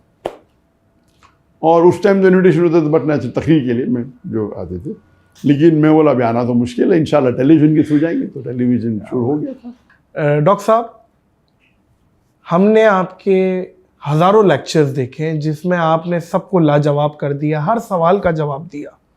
The brother ask a very good question और जवाब धड़ाधड़। कभी ऐसा कोई सवाल, कोई ऐसा टफ क्वेश्चन या कोई ऐसा टफ अपोनेंट जो आप भी सोचने पे मजबूर हो गए हो कि यार इस बात का क्या जवाब है, और आपने किसी से मशवरे लिए हो या अल्लाह ने फिर डाल दिया हो लेकिन बहुत टफ लगा हो, वो मोमेंट ज़रा शेयर करें। नहीं, आपका ये क्वेश्चन टफ क्वेश्चन है। अच्छा, ये टफ है। इसके लिए हाँ, ऐसे कई बार, एक बार नहीं कई बार ऐसे हुए। कई बार ऐसा हुआ कि जब मैं पब्लिक स्टेज पे मैं सवाल जवाब हैंडल कर रहा हूँ और कोई क्वेश्चन आता है और मुझे जवाब पता नहीं पता। ऐसा नहीं हो सकता डॉक्टर साहब, हम तो ये बोलते थे ये देखो अभी डॉक्टर साहब आएंगे और जवाब दे देंगे। लेकिन आपने जो उसके बाद पूछा कि अल्लाह की लेकिन मदद हमेशा आई। कभी भी ऐसा ना हो कि अल्लाह की मदद नहीं आई। इल्म तो कोई भी इंसान नहीं कह सकता मुझे सारा इल्म है, सही, और मैं तो कह नहीं सकता हूँ। तो ऐसे कई सवाल है। कुछ सवाल ऐसे कि सवाल उसने मुझे आज पूछा और कल ही मैंने जवाब पढ़ा उसका, कल शाम को पढ़ा ये सवाल आज पूछता है, ये तो अल्लाह की तरफ से। अगर ये मुझे कल पूछ लेता था यस्टरडे तो मैं जवाब नहीं दे पाता था। अच्छा। तो मुझे हैरत है कि मैं कल ही पढ़ा और आज किसने सवाल पूछा, तो अल्लाह की तरफ से। अगर 2 दिन पहले पूछता तो मुझे नहीं पता होता था। तो कौन सा कोई ऐसी टफ एक सवाल है, कई सवाल है। एक सवाल का मैं आपको एग्जाम्पल देता हूँ। हाँ। एक सवाल है जो एक शख्स, उसका नाम है राहुल, जो दुबई के अंदर, जब मैं एक मेरी ऑडियंस जो बम्बई की ऑडियंस है अल्हम्दुलिल्लाह, क्योंकि उसमें कई गैर मुस्लिम होते थे और कई दीगर मज़ाहिब के लोग होते थे और इंटेलेक्चुअल होते थे, तो जो क्वेश्चंस बॉम्बे से आते वो सबसे मुश्किल टफ होते थे और सबसे जवाब जो निकलते थे अच्छे निकलते थे। टफ होता है क्वेश्चन तो और सोचने पड़ता है और जो अच्छे निकलते। तो मेरे हिसाब से Bombay was the best audience. Number 2 is Dubai. क्योंकि दुबई के अंदर भी माशाल्लाह मजमा 10,000, 15,000, 20,000, 30,000 होता था। और वहाँ एक एडवांटेज था जो बॉम्बे में नहीं था, वहाँ डिफरेंट नेशनल के लोग आते थे। बॉम्बे में भी आते थे लेकिन बहुत कम इन परसेंटेज वाइज आते थे। अमेरिकन भी, यूरोपियन भी, आप देखेंगे कसर में। लेकिन जो परसेंटेज है दुबई में, क्योंकि दुबई के अंदर लोकल तो सिर्फ 11% है, इंडियन ही तकरीबन 35% है, फिर फॉरेनर्स है, American, European, white, black, yellow, brown, तो वैरायटी बहुत होती थी। तो एक शख्स का नाम था राहुल, मुझे याद है, क्लीन शेव, और वो कई सवाल पूछा। तो आप अगर मेरे वीडियो देखते होंगे आप पहचान लेंगे राहुल कौन है। और मेरे हिसाब से मुझे लगता था ये इंसान ईमानदार इंसान है। वो सवाल से पता चलता है, सवाल बड़े टफ हो, सवाल ट्रैपिंग हो सकता है, लेकिन सवाल से एक्सपीरियंस एक स्पीकर होता है, उससे पता चल सकता है क्या ये मुझे टांग खींचने के लिए आया है या बाकी सच जानना है, सच जानने के लिए। सही। और सच बोलेगा तो कबूल करेंगे। सही। कुछ लोग आते टांग खींचने के लिए, जवाब भी देंगे तो भी वो इस्लाम कबूल नहीं करेंगे। सही। तो इनने एक दिन मुझे सवाल किया कि, और वो कहता था कि उनकी तालीम हुई थी यूके में जो मैंने मैनेजमेंट में और इंजीनियरिंग या मैनेजमेंट कर रहा था, उसमें जो मैंने पढ़ा उससे ज़्यादा मैं इस्लाम के बारे में पढ़ा करता था। और कहा मुझे कि मैंने कई तफसीर पढ़ा कुरान की। जो सबसे पहला जो वर्स जो कुरान मजिद में नाजिल हुआ अल्लाह के रसूल को, वो जिब्रील अलैहिस्सलाम ने इकरा नाजिल किया। मेरा बिल्कुल सही, ऐसे बोलना सही है। लेकिन आप कोई भी तफसीर पूछो, जब जिब्रील अलैहिस्सलाम ने मोहम्मद सल्लल्लाहु अलैहि वसल्लम से कहा इकरा, तो मोहम्मद सल्लल्लाहु अलैहि वसल्लम ने जवाब दिया अमा अना बिकारी, आई एम नॉट लर्निंग, मैं नहीं पढ़ सकता। और फिर उन्होंने कहा अमा अना बिकारी। तो उसका सवाल था, फिर तीसरी बार कहा इकरा, अल्लाह के रसूल ने कहा अमा अना बिकारी, कि मैं नहीं पढ़ सकता हूँ। उसका सवाल था कि जब जिब्रील अलैहिस्सलाम ने इकरा कहा, उन्हें अल्लाह के रसूल को क्या दिखाई, कौन सा वर्क दिखाया, कौन सा पेज दिखाया, कौन सी किताब दिखाई। और ये किताब जो दिखाई या वर्क दिखाया या पेज दिखाई वो है किधर, कौन से म्यूजियम में। तो मैंने कहा ब्रदर क्वेश्चन में उठा और मैं सवाल को दोहराता हूँ ताकि टाइम मिल जाए। टाइम मिलना भी एक फ़ायदा है, लेकिन वो आखिरी है जो कभी कभी काम में आता है। अक्सर जवाब पता है तो फिर टाइम की ज़रूरत डायरेक्ट जवाब दे सकते हैं। रिपीट दो जमा दो, क्या मुझे रिपीट करनी जरूरत, डायरेक्ट 4 बोल दूंगा मैं 4। लेकिन सवाल को जब रिपीट होता है, ये मजमा बड़ा है, मजमा है 15,000 लोग नहीं सुना वो फिर नहीं सुना सुन सकते। हो सकता है कि उसके लहजे मेरे लहजे में फ़र्क है। मैं स्पीकर हूँ, मेरे पास माइक्रोफोन है, उसका माइक्रोफोन सही नहीं, मेरा माइक्रोफोन अच्छा है। और लाखों लोग, करोड़ों लोग सैटेलाइट पे दिख रहे, तो मेरे कहने पे और तवज्जो देते लोग। तो मैं रिपीट करता हूँ हमेशा सवाल, भले आसान हो।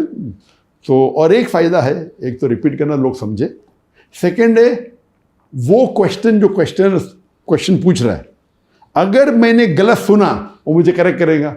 मैंने 2 जमा 2 4 ने पूछा, मैंने 2 जमा 3 पूछा।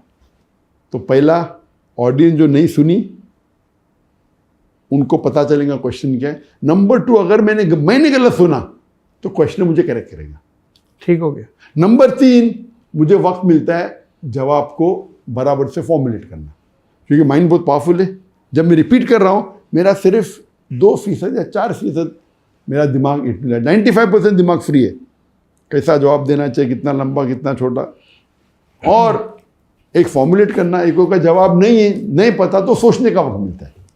तो मैंने कहा बाजार से क्वेश्चन नहीं आता, क्वेश्चन आके इंजन के बैठिए, मैं ब्ला ब्ला ब्ला में बोलने लगा। जब मैं रिपीट कर रहा था क्वेश्चन, अल्लाह की तरफ से इल्हाम आया, वही तो आती नहीं, नबूवत तो ख़त्म हो गई, कोई बोल नहीं सकता। लेकिन इल्हाम ऐसी चीज़ होती कि अल्लाह के रसूल अपने बंदों से कभी कभी इमीडिएटली मदद नाज़िल कर देते। तो मैंने कहा brother Rahul, do you know Japanese? तो उसने बोला नो। तो ऐसे did I show you any book that you said no? आपको जापानीज पता है? तो उसने बोला नहीं। मैंने कोई किताब दिखाई आपको कि आपने कहा कि मुझे जापानीज नहीं पता है? तो मैंने जब किताब नहीं दिखाई, आपने बोले जापानीज नहीं पता। तो उसी तरीके से वाह, जिब्रील अलैहिस्सलाम ने जब इकरा पूछा मोहम्मद सल्लल्लाहु अलैहि वसल्लम को, तो मोहम्मद सल्लल्लाहु अलैहि वसल्लम को पूछने की जरूरत नहीं, मैं वर्क किधर है, किताब किधर है। वो क्या बात है डॉक्टर साहब, वाह वाह। तो ये अल्लाह के ये जवाब कोई फिकी जवाब था ही नहीं, ना कुरान और हदीस से लेना देना। उस वक्त की टाइमिंग पे फिट बैठ गया, बिल्कुल सही, फिट बैठ गया जवाब। तो ऐसे कई वक्त है जो आप तकरीर कर रहे 30 साल तक के, इस पर कोई एतराज़ करता ही नहीं, और कोई एतराज़ कर ले तो और आप क्लीन बोल हो जाते, आपको पता ही नहीं, उस टाइम अल्लाह की मदद आती। तो इसीलिए सवाल जवाब में सबसे ज़्यादा इम्पोर्टेंट है अल्लाह की मदद। अल्लाह की आप कितने बड़े आलिम हैं, ये इम्पोर्टेंट है। आपने सबको माशाल्लाह हराया है मैदान में, इल्मी मैदान में। श्री श्री रविशंकर हो, विलियम गैम्बल हो, और बहुत सारी स्पीचेस हैं, ये तो बहुत मशहूर है ना। आपके जो भी कॉम्पिटिटर था अगेंस्ट में, इसमें सबसे टफ आपको या इंटेलिजेंट कौन लगा कि यार ये क्लेवर है? श्री श्री रविशंकर को तो आपने वन साइडेड मारा था, इसमें तो कोई नहीं, श्री श्री रविशंकर वो सबसे पॉपुलर थे, सबसे पॉपुलर वो थे। जितने लोग से मैंने तकरीर किया, वो अकेला अपने मजमे में 2 लाख को 3 लाख को गैदर कर सकता। तो सबसे पॉपुलर इंसान जिसको मैं डिबेट किया हूँ, या सबसे फेमस इंसान, वो है श्री श्री रविशंकर। उस टाइम नंबर 1 पे थे वो, हिंदुइज्म पे नंबर 1 था, फिर नीचे आ गए, आपके बाद नीचे आए हैं वो। अल्लाह ताला उनको हिदायत दे, इंशाल्लाह हिदायत दे। तो पॉपुलर, लेकिन इंटेलिजेंट, और सबसे आप बोल सकते विलियम कैम्पबेल। विलियम कैम्पबेल का जो डिबेट था, उनने जो रिसर्च की थी, he was not a very good speaker, इतने अच्छे मुकर्रिर थी ने, लेकिन जो उनने तनकीद की कुरान की बारे में, उनने किताब लिखी थी, डॉक्टर मॉरिस बुकेल की सबसे फेमस किताब थी कुरान एंड साइंस पे, the Quran and modern science. उसका जवाब उनने लिखा, the Quran and Bible in the light of science. और इस किताब में बाइबल को डिफेंड करने के अलावा उनने तकरीबन 38 साइंटिफिक एरर्स निकाली कुरान में, 38।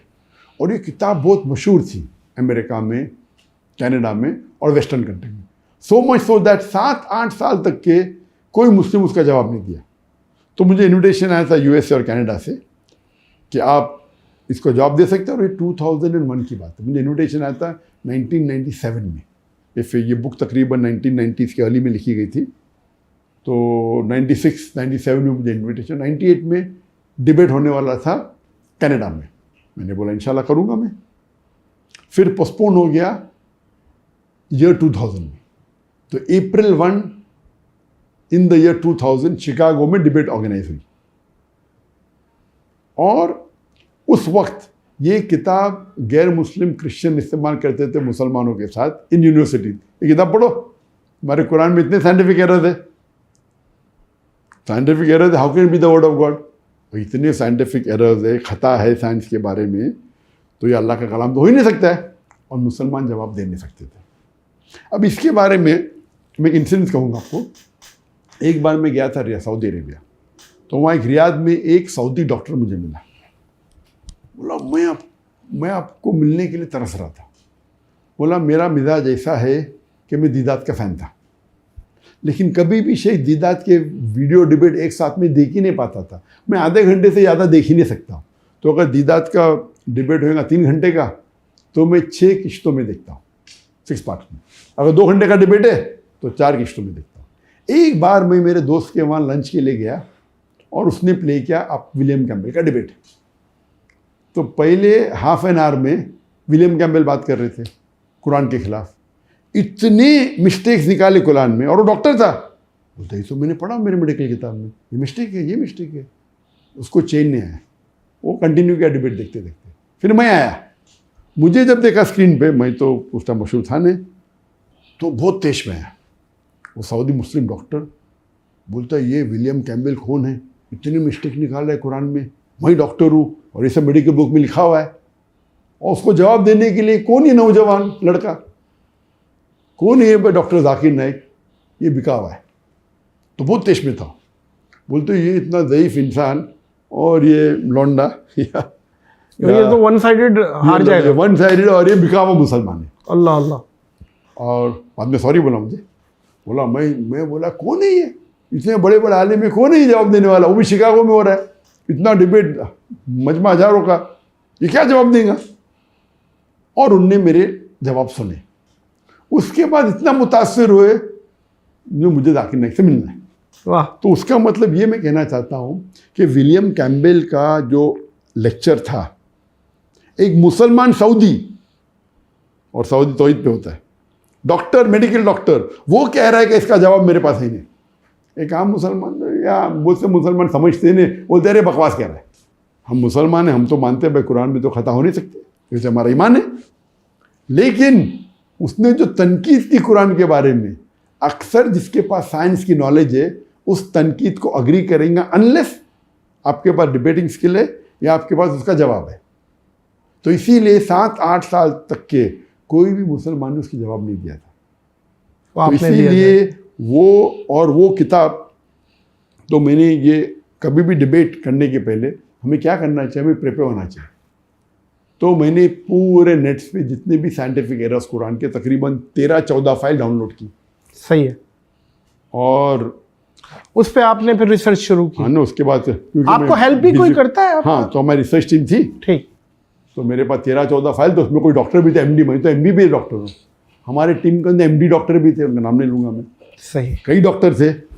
मैंने बोला भाई ये विलियम कैम्पबेल का जवाब दो, उसकी किताब है और ये बाकी है। तो 38 में से शायद 2-3 जवाब ला के दिए मुझे उन्होंने। और अभी डिबेट को 2 महीने बाकी थे अभी तक। तो मैंने बोला अरे भाई तू जवाब 38 का 2, अरे कम से कम बोलो 2 नहीं मिले, बाकी के मिले। अब इतना दाई है इतने साल से फील्ड में, और बाकी जो मैं फाइल लेके 14 फाइल, उसमें आधे से ज़्यादा जवाब ही नहीं उनके पास। तो मैं बोला ठीक है। तो मैं ज़रा चौंक गया, भाई एमडी डॉक्टर है, मैं तो एमबीबीएस हूँ। एमडी डॉक्टर को जब जवाब नहीं मिला और ये फील्ड का आदमी है, दाई है, तो मैं क्या जवाब ढूंढूंगा। अल्लाह अल्लाह। तो इसीलिए अल्लाह की मदद होती है। तो 1 महीना बाकी था डिबेट के लिए। तो मैं 1 महीना तो कम से कम पहले डिबेट के लिए बहुत प्रिपेयर करता था, अभी बहुत कुछ था। तो 1 महीने पहले मैं शुरू किया, और माशाल्लाह शुरू किया, चंद दिन में खुद आप पे आमद हुई अल्लाह ताला की तरफ से? नहीं, जब मैं देखो इल्म एक चीज़ है और अल्लाह की मदद एक चीज़ है।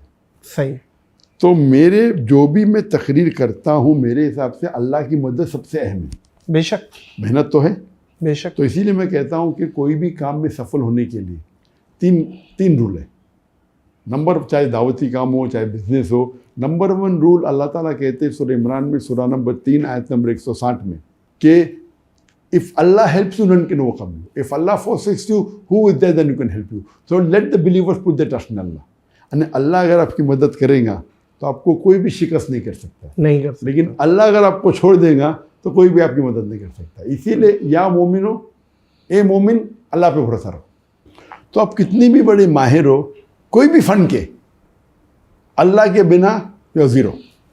तो वो सवालात कैसे फिर वो आपके जहन में आए? जी हाँ, तो पहला ये सेकेंड फॉर्मूला है, अल्लाह ताला फरमाते हैं सूरह अनकबूत में, सूरह नंबर 29 आयत नंबर 69 में, अगर आप अल्लाह के राह में जिहाद करेंगे, जिद्दोजहद करेंगे, तो अल्लाह ताला आपके रास्ते खोल देगा। तो जिद्दोजहद करना इंपॉर्टेंट है, ये नंबर 2 है। जिद्दोजहद करो, पहला अल्लाह पे भरोसा करो, अल्लाह की मदद हासिल करो, सेकंड जिद्दोजहद करो। और अगर आप जिद्दोजहद करते आपको सफलता नहीं मिलती तो अल्लाह को दोषी मत ठहराओ, आपका जिद्दोजहद सही नहीं है। सही है। क्योंकि अल्लाह ताला का वादा है, आप जिद्दोजहद करेंगे अल्लाह ताला रास्ते खोलेंगे। अगर रास्ते नहीं खोल रहे तो आप भी गिलती है। सही। आप समझ रहे आप जिद्दोजहद कर रहे लेकिन नहीं कर रहे, तो नंबर 2 हो गया। नंबर 3 सूरह नहल सूरह नंबर 16 आयत नंबर 43 और सूरह अंबिया सूरह नंबर 21 आयत नंबर 7 में अल्लाह ताला फरमाते फसअलू अहले ज़िक्री इन कुंतुम ला तालमून। अगर आप नहीं जानते उससे पूछो जो वो फ़न का माहिर है, अहले ज़िक्र से।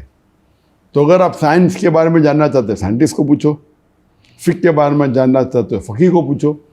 तो आस्क एन एक्सपर्ट, चाहे वो एक्सपर्ट नॉन मुस्लिम हो। तो नंबर 1 अल्लाह की मदद हासिल करने के लिए आपको जो भी अल्लाह के अहकामात है कुरान में उसमें करना चाहिए, उसके बाद जिद्दोजहद करना चाहिए, उसके बाद एक्सपर्ट को पूछना चाहिए। तो जब मैंने ये क्वेश्चंस पढ़ा और तहकीक करने लगा तो अल्हम्दुलिल्लाह चंद दिनों में मुझे जवाब आ मिल गया। गया। लेकिन फिर वो जो 14 फाइल मैंने डाउनलोड किया था, क्योंकि मुझे तो टॉपिक है Quran and the Bible in the light of science. Topic is not William Campbell's book. अगर विलियम कैम्बल की बुक की टॉपिक होती थी तो ख़त्म, मैंने पूरी बुक पढ़ लिया, उसका जवाब है, तो प्रॉब्लम ही नहीं। वो कुछ भी पूछ सकता है, वो नई चीज़ लेके आ सकता है इंटरनेट से। और आज की तारीख में जब से इंटरनेट शुरू हुआ 1990s के एंडिंग के बाद, इस्लाम को अटैक करना बहुत आसान हो गया।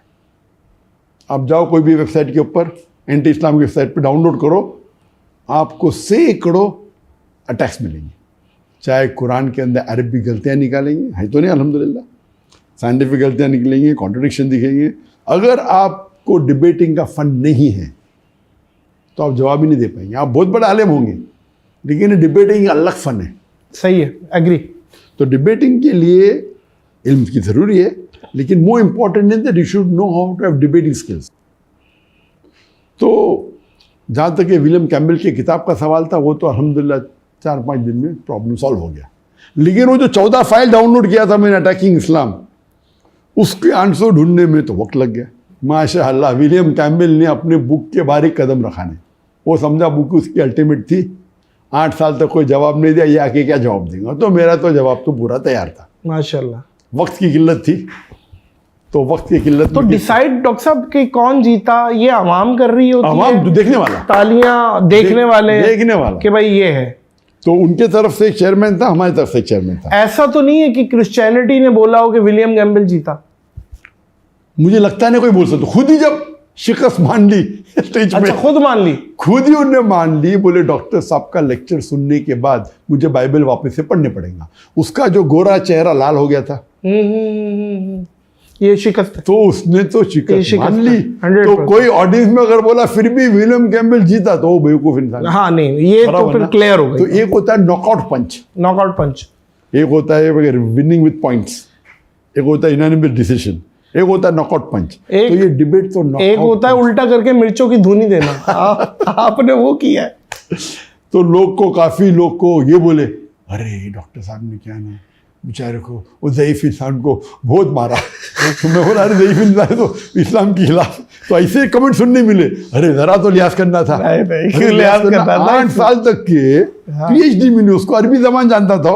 ओ, आप समझे ना? जी जी। तो लेकिन वो देखेंगे आप चेहरा उसका, गोरा चेहरा एकदम स्टार्टिंग में तो आ गया, एकदम मुंह लटक गया उसका, एकदम लाल हो गया। आप देखेंगे डिफरेंस ना।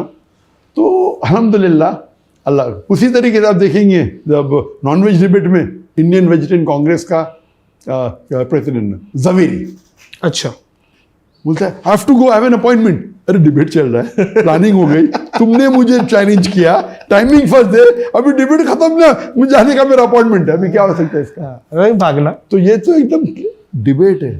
वो मुझे चैलेंज कर रहा है, बोलता मैं मेरे ऑडियंस ले क्या हुआ है, ये टाइमिंग सेट हो गई पूरी, अभी बाकी 1 घंटा, आप बोलते अपॉइंटमेंट है। और उसका चेयर, हर डिबेट में 2 चेयरमैन होते हैं, उसके तरफ से मेरी तरफ से। तो उसका चेयरमैन जो था एक सुप्रीम कोर्ट का लॉयर था, सुप्रीम कोर्ट का लॉयर। तो डिबेट के बाद मैं उनको फ़ोन किया, हो गई, दोस्ती हो गई थी। तो क्या मुझे बोलता है उनका, doctor Zakir, your first sentence of your lecture when you said that if you prove an apple is better than a mango, it doesn't mean apple is prohibited. You slaughtered him. You won the debate in 1 sentence. your debate का topic था is non veg food prohibited और permitted. वाह वाह। ये नहीं था कि non veg better है का वेज बेटर है, टॉपिक था इज नॉन वेज प्रोहिबिटेड और प्रोहिबिटेड। तो वो पूरे डिबेट में प्रूव करा vegetarian is better, vegetarian is better. और टॉपिक ये नहीं था विच इज बेटर, टॉपिक था is non veg prohibited for a human being. तो मैंने शुरू किया कि if you prove apple is better than a mango, that doesn't mean that mango is prohibited. तो वो लॉयर, उसका लॉयर, उसने कहा यही एक जुमला खत्म कर दिया। और मैंने बोला 1 sentence I one the debate. Yes, but फिर भी मैं टाइम तो है भाई, फिर अपन ये नॉकआउट पॉइंट दे रहे थे, पूरी खाल उतारनी है। डॉक्टर साहब, माँ को अपनी सारी औलादें अच्छी लगती हैं, आपकी ऑल टाइम फेवरेट स्पीच जितनी भी हुई हैं, उसमें अगर आपसे मैं पूछूं कि आपकी फेवरेट स्पीच एक बता दें कि यार ये फेवरेट है, वो कौन सी? फेवरेट स्पीच मेरी स्पीच? यस, आपकी जितनी भी। एक डिबेट के अंदर, डिबेट में देखिए तो जो यूनिक होता है, विलियम कैम्पबेल और एक श्री रविशंकर, ये दो डिबेट के अंदर अपने अलग अलग लेवल के दो, इन terms of value, in terms of talk. Of course मेरा सबसे longest speech is the Quran God जो मलेशिया में थी, जो सबसे लॉन्गेस्ट प्रोग्राम था, 6.5 घंटे का कंटिन्यूस लॉन्ग स्टॉप। अच्छा, 2.5 आवर्स का लेक्चर था, सबसे बड़ा लेक्चर मेरी जिंदगी पब्लिक में जो दिया मैंने, और क्वेश्चन आंसर 4 घंटे के ऊपर था। तो उसके अंदर of course it was a long speech and with variety थी। तो हर स्पीच के अलग अलग फ़ायदे हैं। तो डिबेट में जैसा मैंने कहा कि विलियम कैम्पबेल और श्री रविशंकर की अपनी अपनी इंपॉर्टेंस है। बाद में स्पीच में अगर आप देखेंगे दावती मैदान में तो दावा डिस्ट्रक्शन है, दावती मैदान में मुसलमान को इंस्पायर करना कि दाई बनो, वो दावा डिस्ट्रक्शन है। लेकिन in terms of content wise एक स्पीच है concept of God in major world religion, जिसके अंदर मैंने जिक्र किया हिंदुइज्म का, क्रिश्चियनिटी का, जुडाइज्म का, सिखिज्म का, पारसीइज्म का। तो उसमें वैरायटी होते हैं, और उसमें तकरीबन मोर देन 150 to 175। एक सवाल और आ रहा है कि जितनी भी किताबें हैं डिफरेंट रिलीजन की, उनमें सबसे मुश्किल आपको कौन सी लगी कि यार ये मुश्किल है समझने में, या उनके जो भी रेफरेंसेस निकालने में कि यार ये डिफ़िकल्ट है? बाइबल है, यजुर्वेद है, भगवत गीता है, और डिफरेंट किताबें हैं, उनमें सबसे डिफ़िकल्ट का मतलब डिफरेंट लेवल्स होते हैं। सही है। अगर आप बोले difficult in the way of understanding completely, it is the Quran. Easiest and difficult दोनों। Easiest book to understand is the Quran, most difficult is Quran. बोले ऐसा कैसा?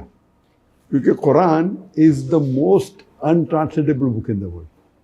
अनट्रांसलेटेबल मतलब वो आयत कुरान की है, एक आम इंसान को भी माशाअल्लाह विल बी इम्प्रेस्ड, और एक इंटेलेक्चुअल भी होगा। तो एक कुरान की आयत के मल्टीपल मीनिंग्स है। वो एक ऐसी वाहिद किताब है कि आप जितने बार पढ़ेंगे उतने बार आप अच्छा पढ़ेंगे। पहली बार पढ़ेंगे पसंद आएगा, दूसरी बार और पसंद आएगा, तीसरी बार 100 बार। और तो बहुत डिफिकल्ट क्यों? जो किताब को आप 1-2 बार पढ़िए और आपको और इन्फॉर्मेशन नहीं मिलेंगे तो आप वापस पढ़ेंगे नहीं। उसका मतलब सबसे ईजीएस्ट भी है, सबसे डिफिकल्ट भी। क्यों? आप 100 बार पढ़ो और इन्फॉर्मेशन मिलेंगे आपको। ऐसी कोई भी किताब दुनिया में ना आप 4 बार 5 बार पढ़ो, उसके बाद फायदा ही क्या पढ़ के? सही। कुरान एक ऐसी, इसलिए बोले डिफिकल्ट भी, ईजीएस्ट भी, इंटेलेक्चुअल भी, फॉर अ लेमैन ऑल्सो। तो ये अल्लाह ताला is the author of the book, he knows the human being. बाकी सब किताब इज ह्यूमन वर्क। वो शुरू होगी स्टार्टिंग में there was a girl and boy, और पूरी स्टोरी टाइप होगी कंटिन्यूस, समझे? बचपन में हुआ, बड़ा हुआ, हीरो हीरोइन थी।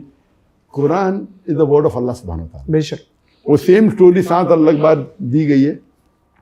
हाँ, इब्लीस और आदम अलैहिस्सलाम की कभी बीच में आ जाएगा। तो it is like a human mind how it works. So it's the easiest and the simple, most impressive. So it's a unique book Quran, अल्हम्दुलिल्लाह। एक डिबेट ऐसी है जिसमें मुझे लगा कि आपके साथ ज्यादती हुई है, आपको टाइम नहीं दिया गया है, जिसमें शाहरुख खान भी बैठा हुआ था और बरखा दत्त जो होस्ट थी और लिबरल्स किस्म के मुसलमान बैठे हुए थे और आप भी बैठे हुए थे, आप रिप्रेजेंट कर रहे थे इस्लाम को।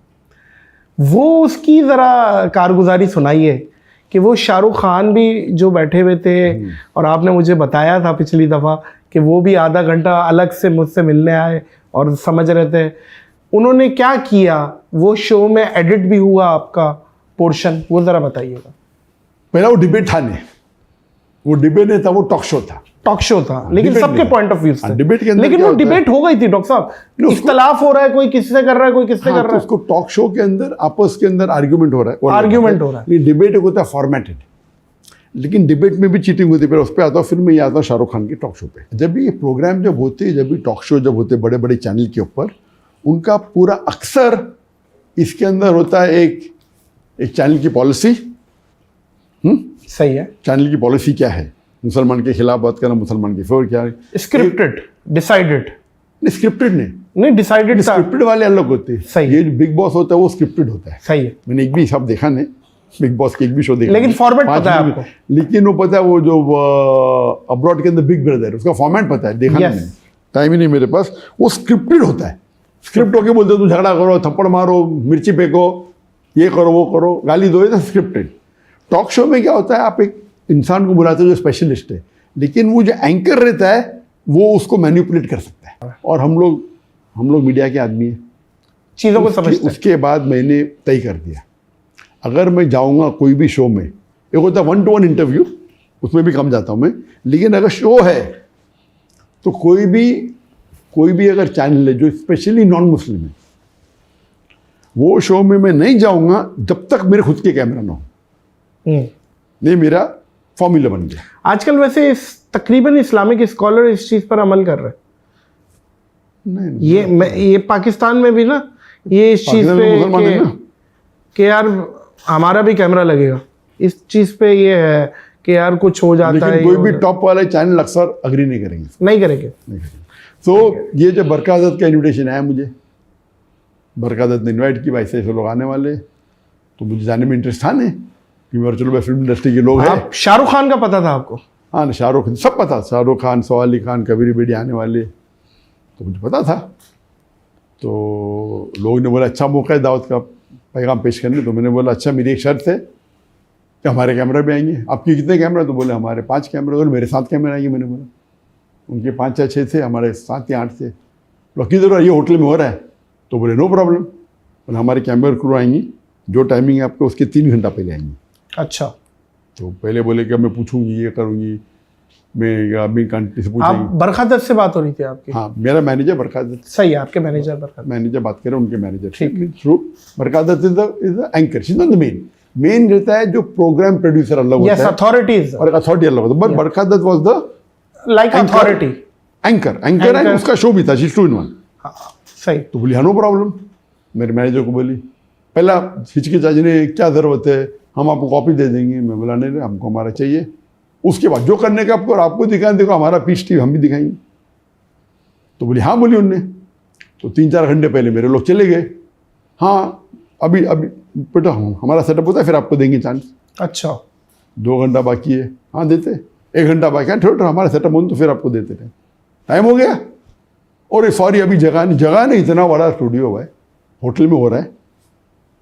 तो ये जान के किया? एक हो सकता है मैं बोलूँ मैं उड़ के आ जाऊँ, मुझे पता है इनकी नीयत सही नहीं है, जब हो चुका है पहले, और 2-3 माह पहले हो चुका था मेरे साथ।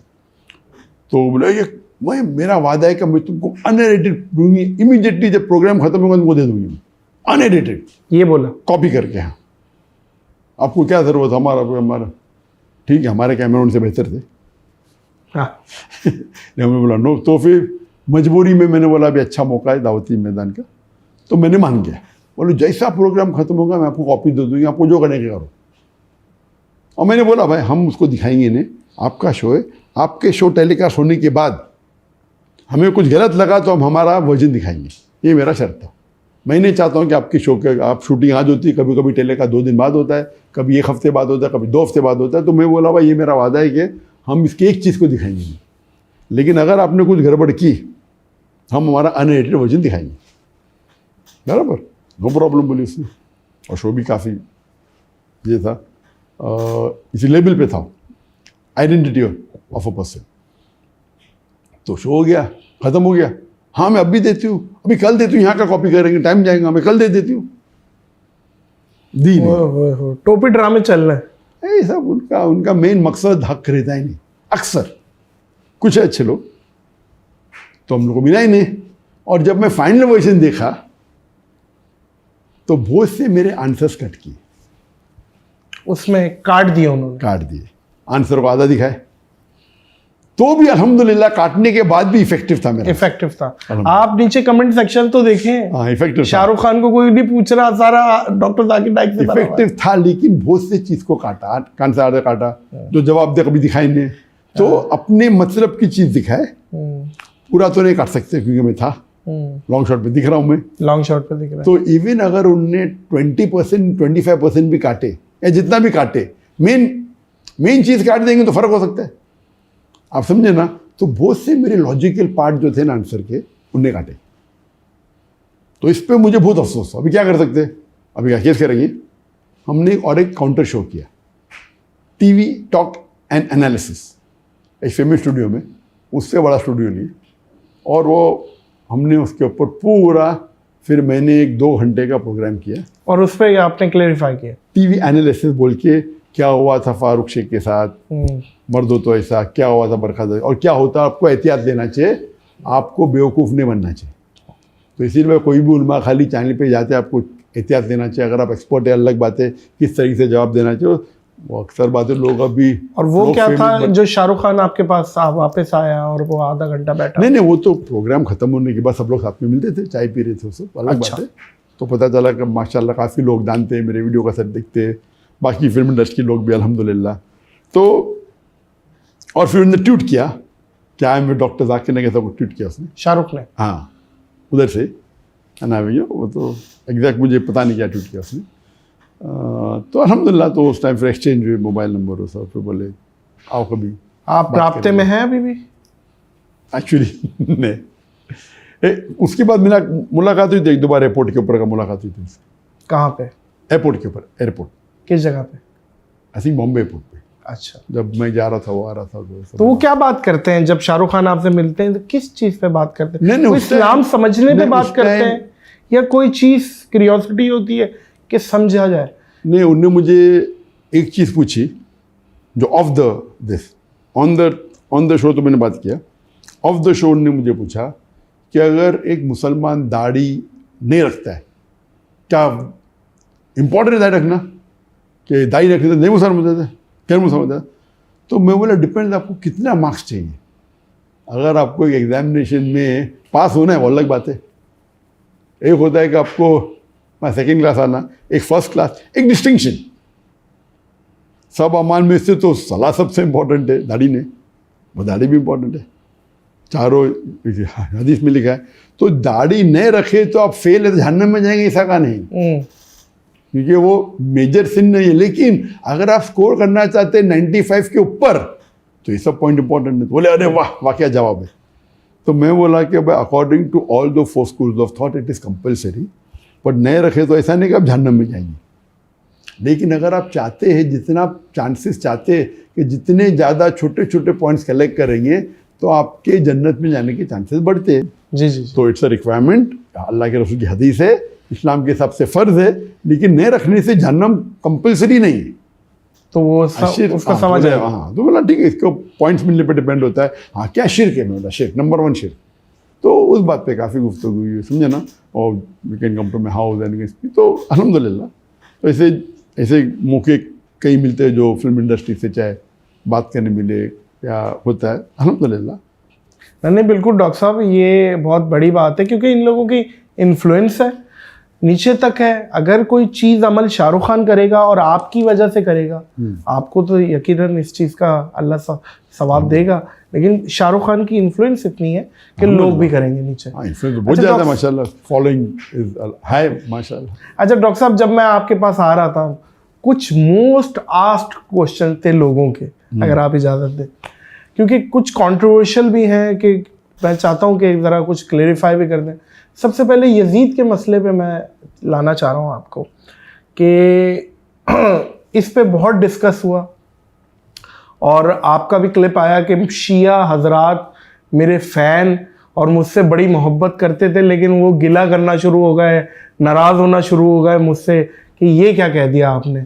तो ये ज़रा क्लेरिफाई करें, आपने 2 शहजादों की जंग कहा, करबला को और यजीद, इसमें क्या था आपका या क्या मकसद है, ये ज़रा क्लेरिफाई करें इस चीज़ को। एक चीज़ समझ लो कि दाई का एक मकसद होता है कि जहाँ तक के अपनी मेन दावती मैदान है उस पर फोकस करें। जो चीज़ मेन नहीं है, एंसिलरी है, मतलब दूसरे कोई टॉपिक पे है, मिसाल के तौर पे पॉलिटिक्स की, वो सही है गलत है, कोई भी कंट्रोवर्सी पे लेके अपने मेन फोकस से हटना नहीं चाहिए। सही। लेकिन लेक्चर में मैं कोशिश करता हूँ वो हक की बात सही या गलत वो बाजू में, उससे अगर दावती मैदान में कोई फ़ायदा नहीं होता तो उसको अपने टॉपिक पे मत लेके आओ। आप समझे? वो टॉपिक पे जिस पे डिस्कस करके अपना मेन मुद्दा जो है दावती मैदान का, उससे नुकसान के ज़्यादा चांसेस है तो उसको जिक्र ही नहीं करना चाहिए। आप समझे? ये रूल है। लेकिन उस वक्त क्वेश्चन आंसर पे कोई क्वेश्चन पूछ लेता है, वो एक तकरीर ख़त्म होने के बाद हमारे पीस कॉन्फ्रेंस में एक हिंदू ने कोई सवाल पूछा और सवाल पूछते पूछते इस्लाम को प्रेस करने के तरीके में उसके बारे में कह दिया। तो ये जो कंट्रोवर्सी थी उसका जवाब तो पूरा मैंने मुकम्मल दे चुका है और कंट्रोवर्सी ख़त्म हो गई। अगर वन लाइनर इसको अब ये वापस से लेके आएंगे, मैं जवाब फिर से दूंगा तो कुछ फ़ायदा नहीं।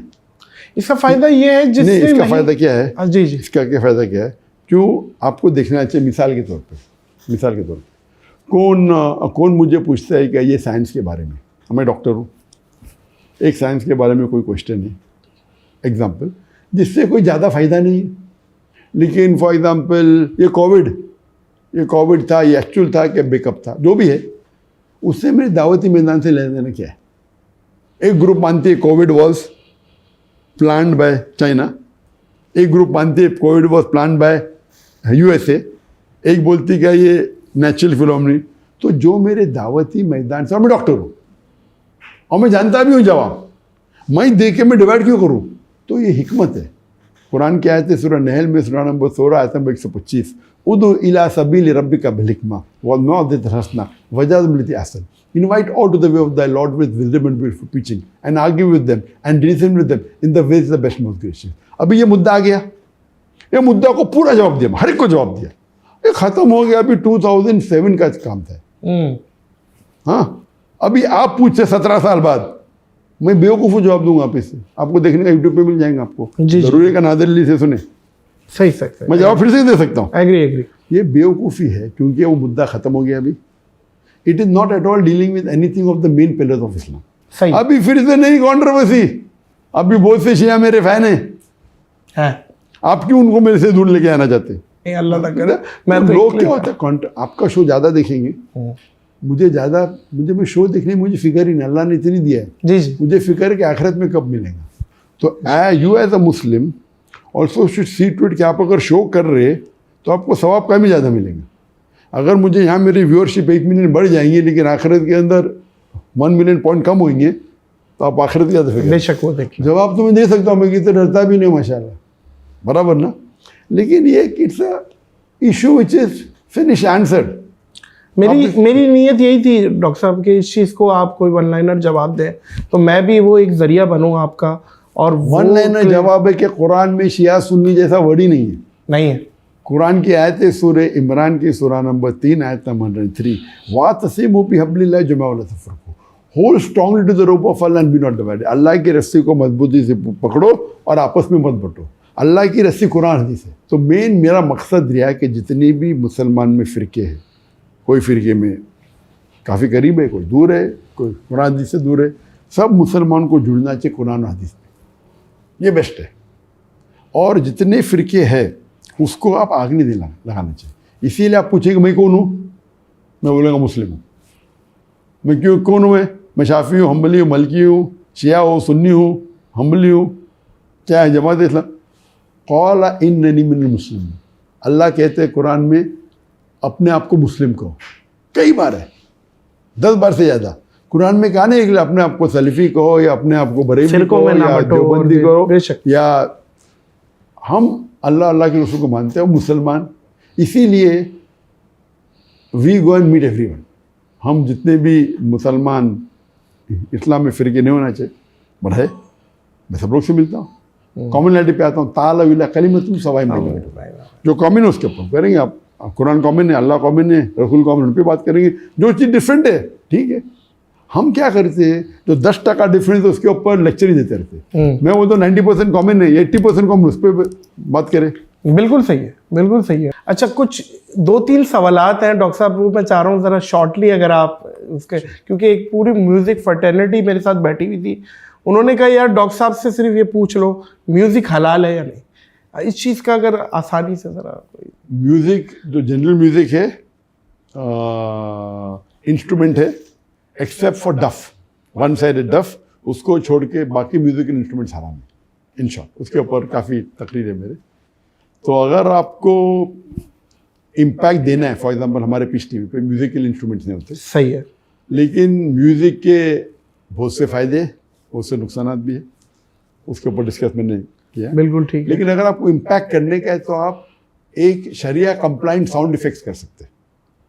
शरिया compliant sound effect means we can use your voice, हलाल है, you can take natural sounds like thunder, like raining, like wind.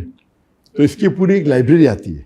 तो हमारे पीस टीवी में we have made lot of sound effects which are हलाल। तो music per se is हराम, musical instrument, musical instrument except for one sided डफ। डफ के अलावा सब हराम है। गिटार हो, फ्लूट हो, पियानो हो, ये सब इंस्ट्रूमेंट्स, उसमें कई हदीस है। अक्सर मेरा समूह में जस्टिफाई, बट सही हदीस से काफ़ी साबित है कि द टाइम विल कम जिसके अंदर alcohol, gambling, music, people will make it हलाल। तो अल्कोहल, गैमलिंग, म्यूज़िक पीपल ने हलाल, तो वो हदीस से कई साबित होता है कि even alcohol, gambling and music will be हलाल। तो इससे साबित होता है कि एंड ऑफ टाइम आएगा, और कई हदीस है। तो म्यूज़िक पर से एक्सेप्ट फॉर वन साइडेड डफ, जो अल्लाह के रसूल ने कहा कि अगर ईद का मौका है या वेडिंग है उसमें कोई डफ प्ले करता है, सो नो प्रॉब्लम, अल्लाह के रसूल ने। अच्छा डॉक्टर साहब, आपकी खबीब से भी अभी मुलाकात हुई थी। किससे? Khabib boxer. हाँ जी, हाँ। तो वो थोड़ा सा कुछ शेयर करेंगे, उसमें क्या बात हुई या उसने आपसे क्या बात की?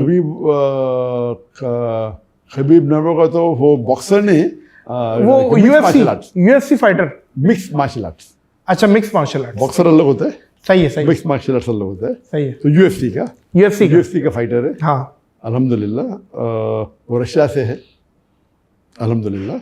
और उनकी मुलाकात सबसे पहले बार मेरी हुई थी दोहा कतर में 2022 में, वर्ल्ड कप के पहले।